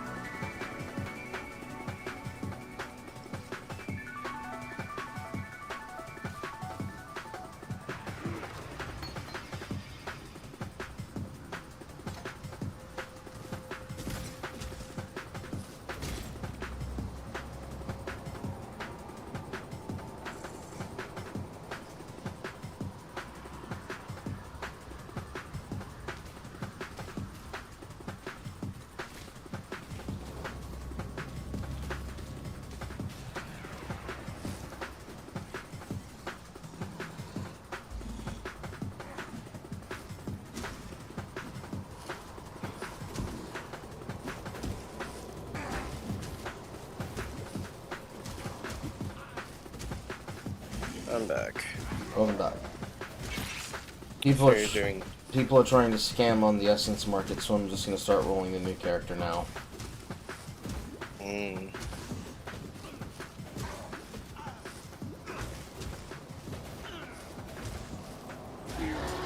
It would seem my god has no need for my company just yet. Plus, I got 2 copies of 3 of the most important starter items to have when rolling new builds. So, just start from there and go ahead.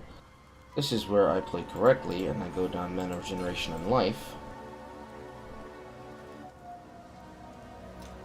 Since I'm able to set up a tab of what I need for him, I also have a tab of standbys.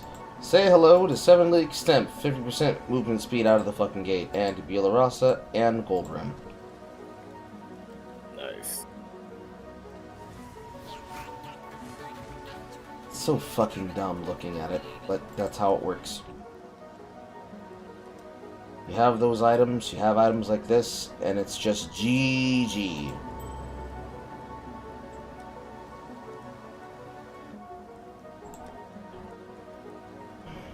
Do I have? I should have multiple copies of Blackheart. Yeah. GG. Gear my character out the gate.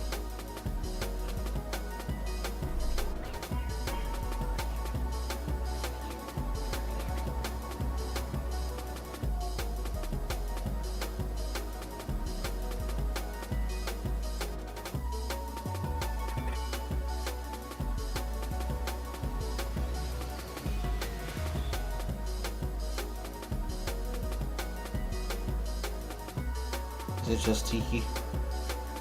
Yeah, it's just Tiki. Until level 5. Omega Cringe. Technically tier of purity.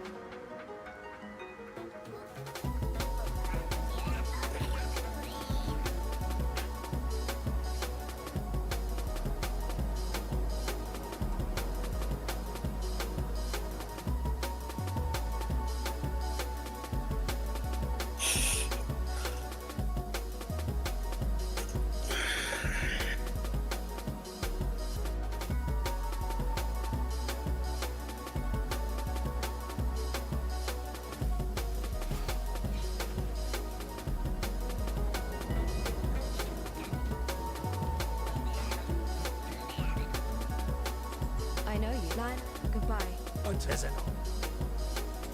Fine work. Still up. Greetings. It's a stupid ass choices. Molten Strike, Lightning Tendrils, Warning Knife, Frostbolt, Smite. Technically, Molten Strike is the go-to. But I have access to my own shit, so... Farewell. What little help I can offer is yours.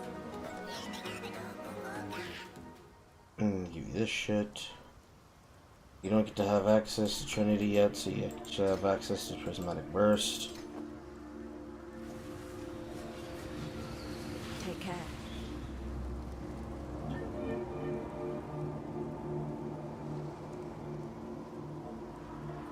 Yes, person that, you know, yes, Final Fantasy content creator, Forspoken really was that bad.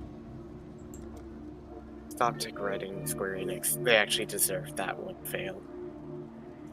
Actually, they deserve a lot of fails that they got coming. A little bit of egg in the face of that company will go a long way. How much do they spend for that? I forget the number, but it's pretty far up there.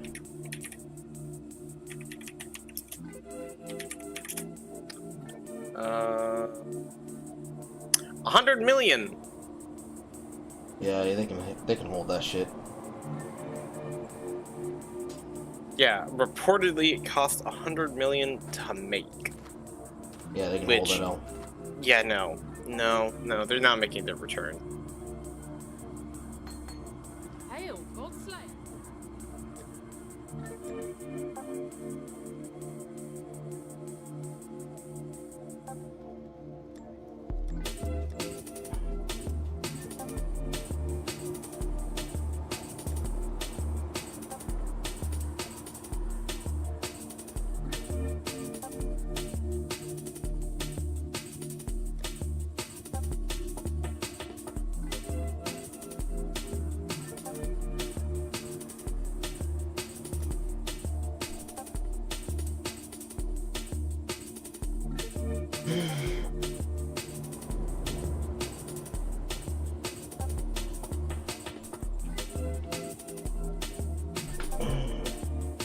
Why is Trinity and 18 support?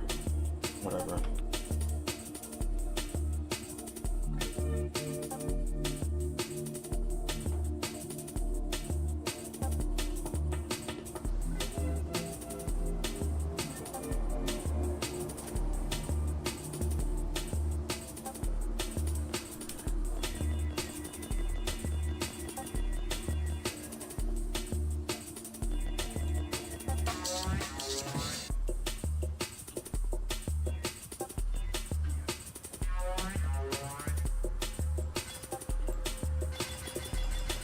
I always forget to make sure I have maximum sockets.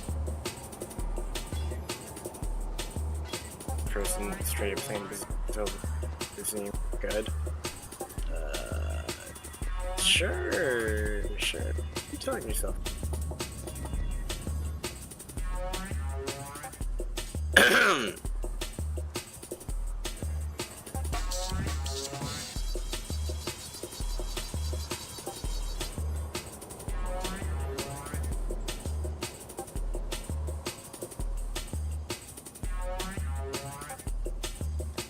Do I not have starter fucking shield?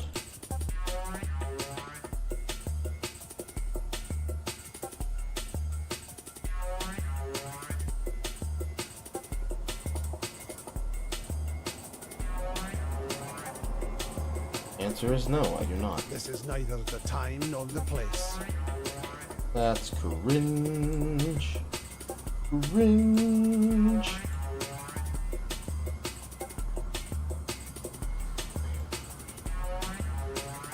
My nightmares, they were prophecy.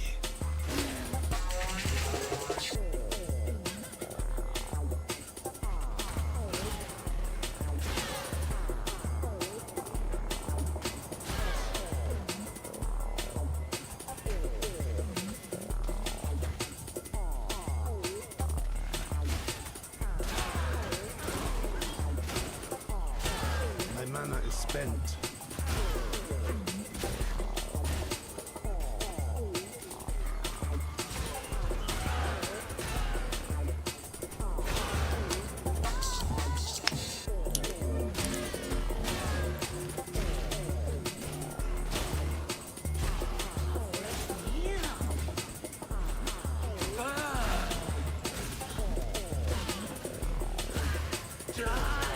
I hope I'm not making Smite look like God tier skill to you right now.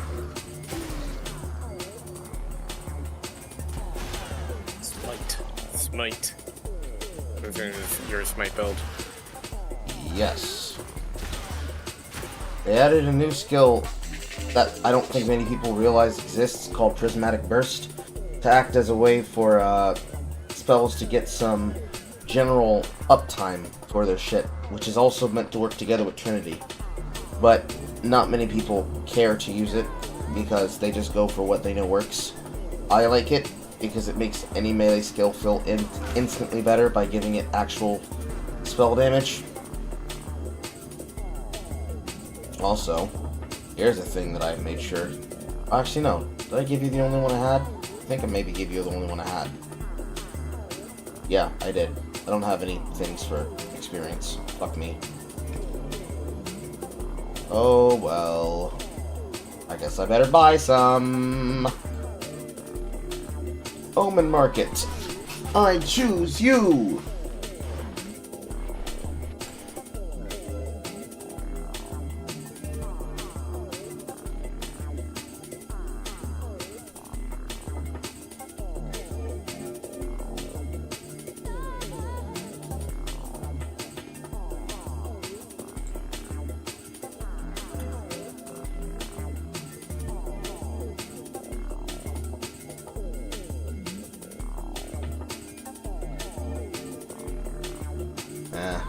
Is it worth 40?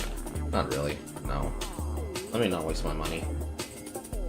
Let's keep an Omen return. Deck scrolls. Movement gem.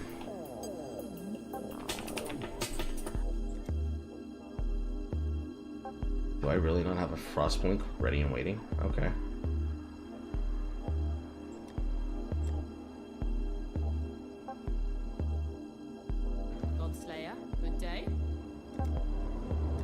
Frostblink, bitch. Frostblink for movement. Leap slam for movement.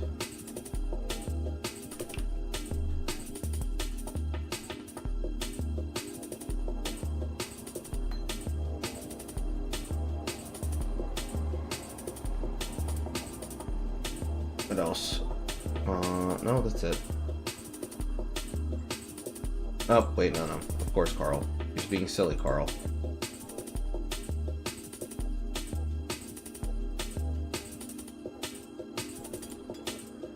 Of course, you're being silly.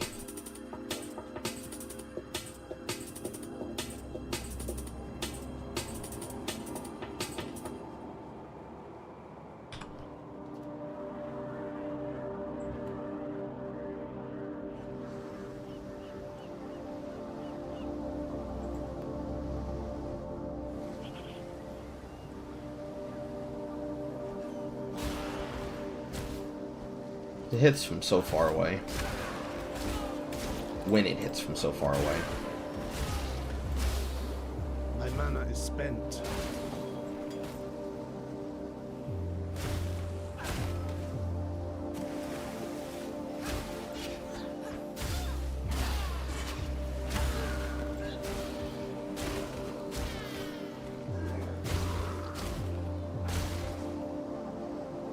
Feel that shit.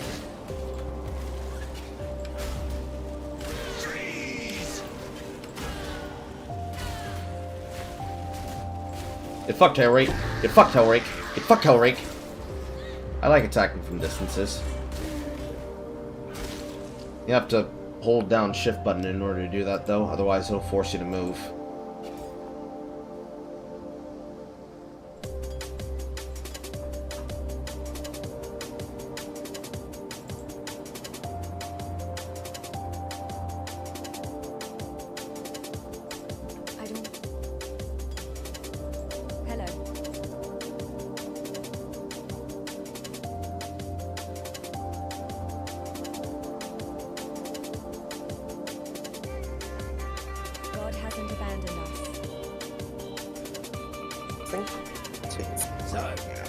Before I have to get ready.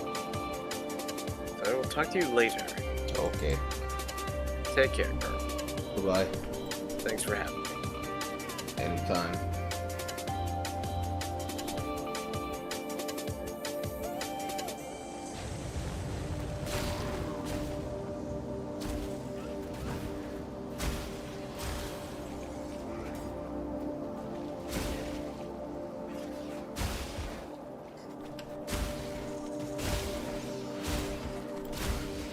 My mana is spent.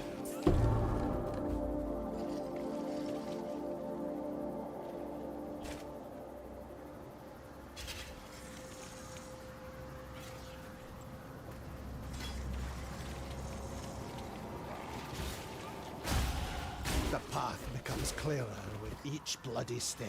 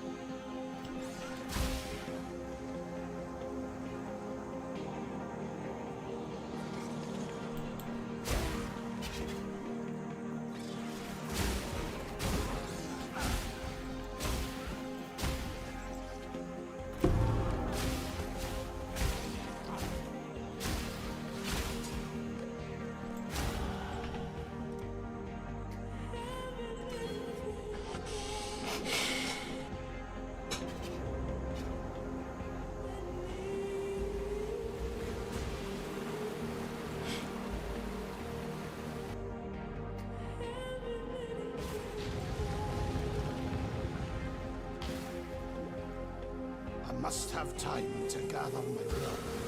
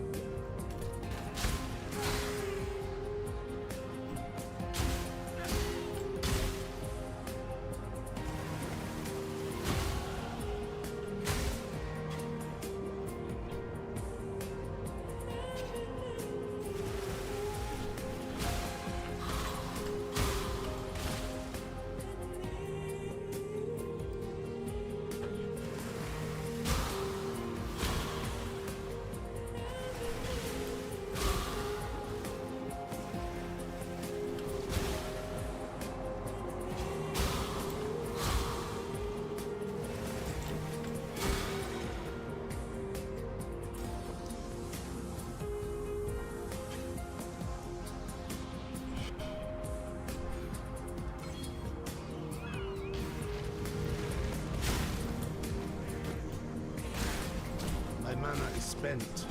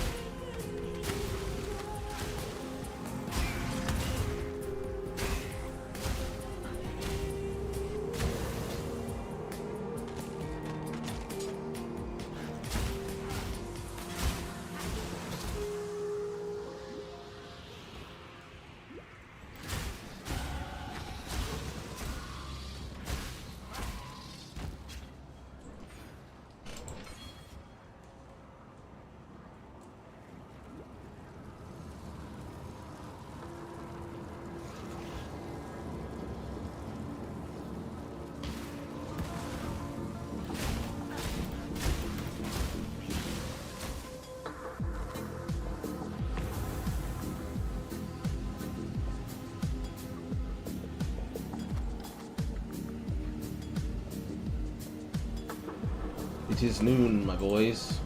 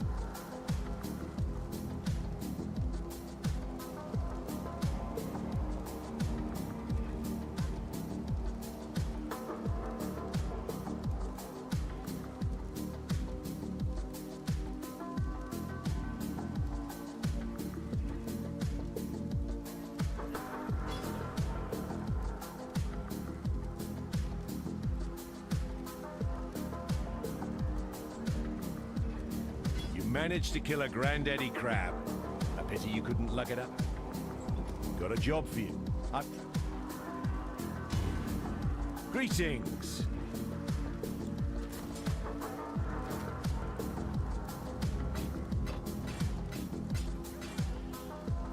Farewell.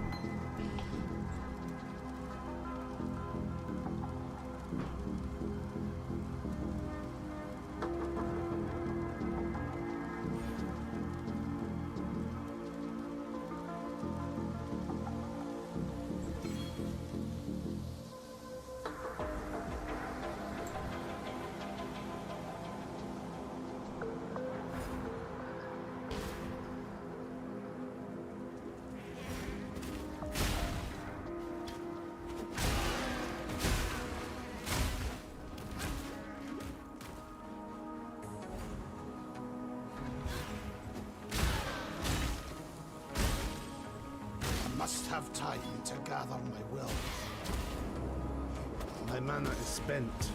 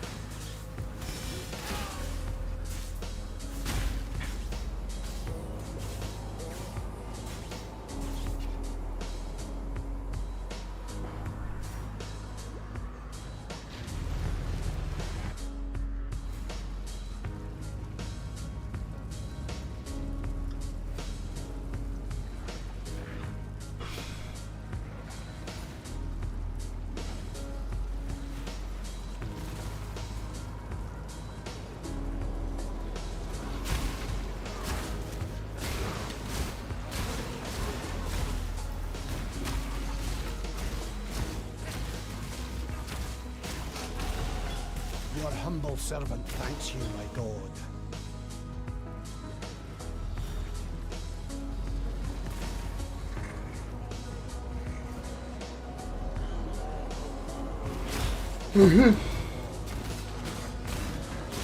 After I kill Brutus, I should definitely get some sleep.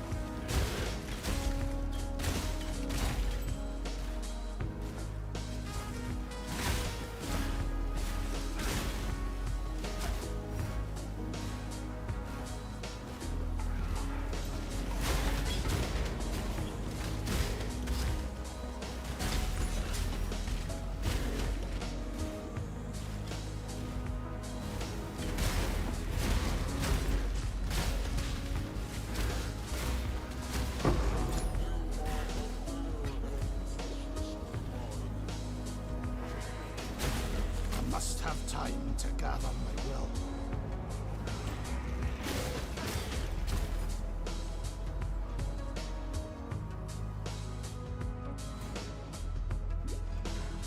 In this cage, evil claws at the bars and howls for freedom.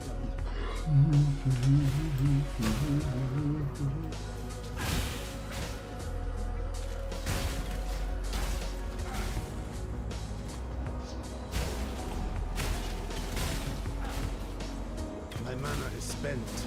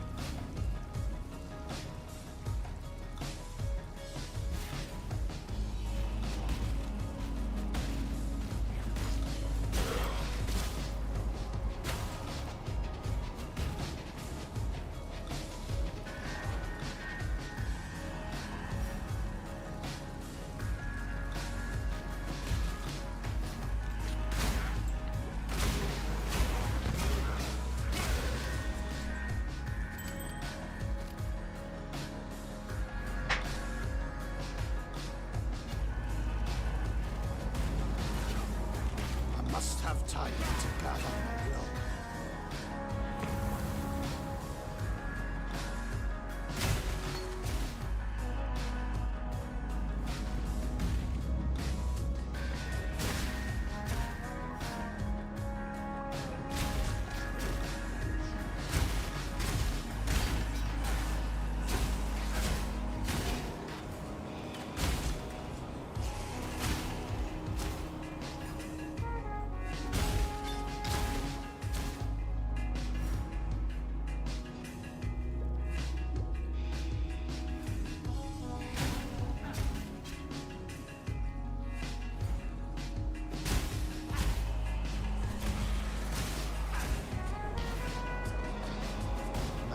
spent.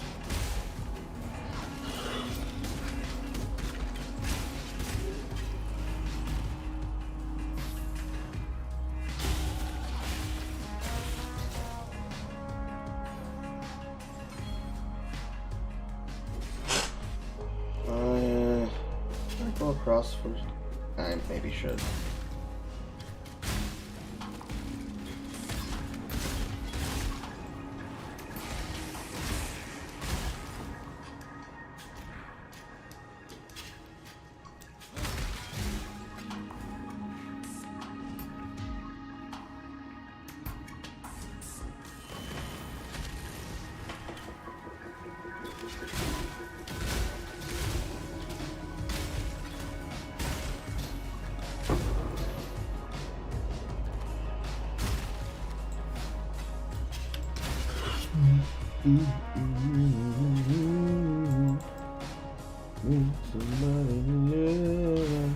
Your answer's here, heretic.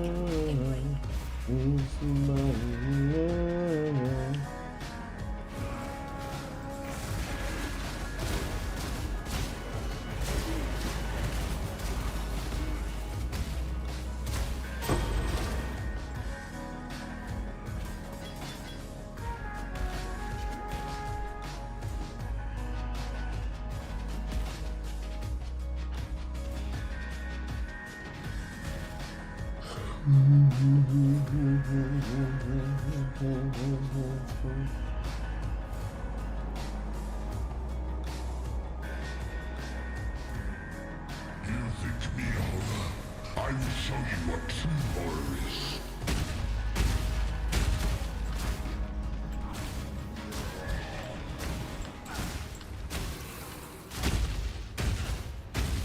Come.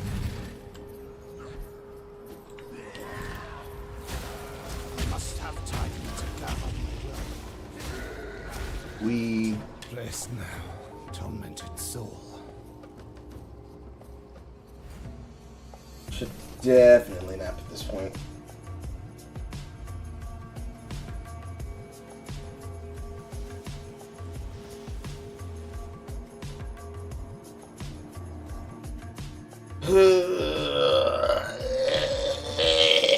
I'm gonna eat something and probably take a 5-hour nap. Don't forget, Carl, you gotta record something.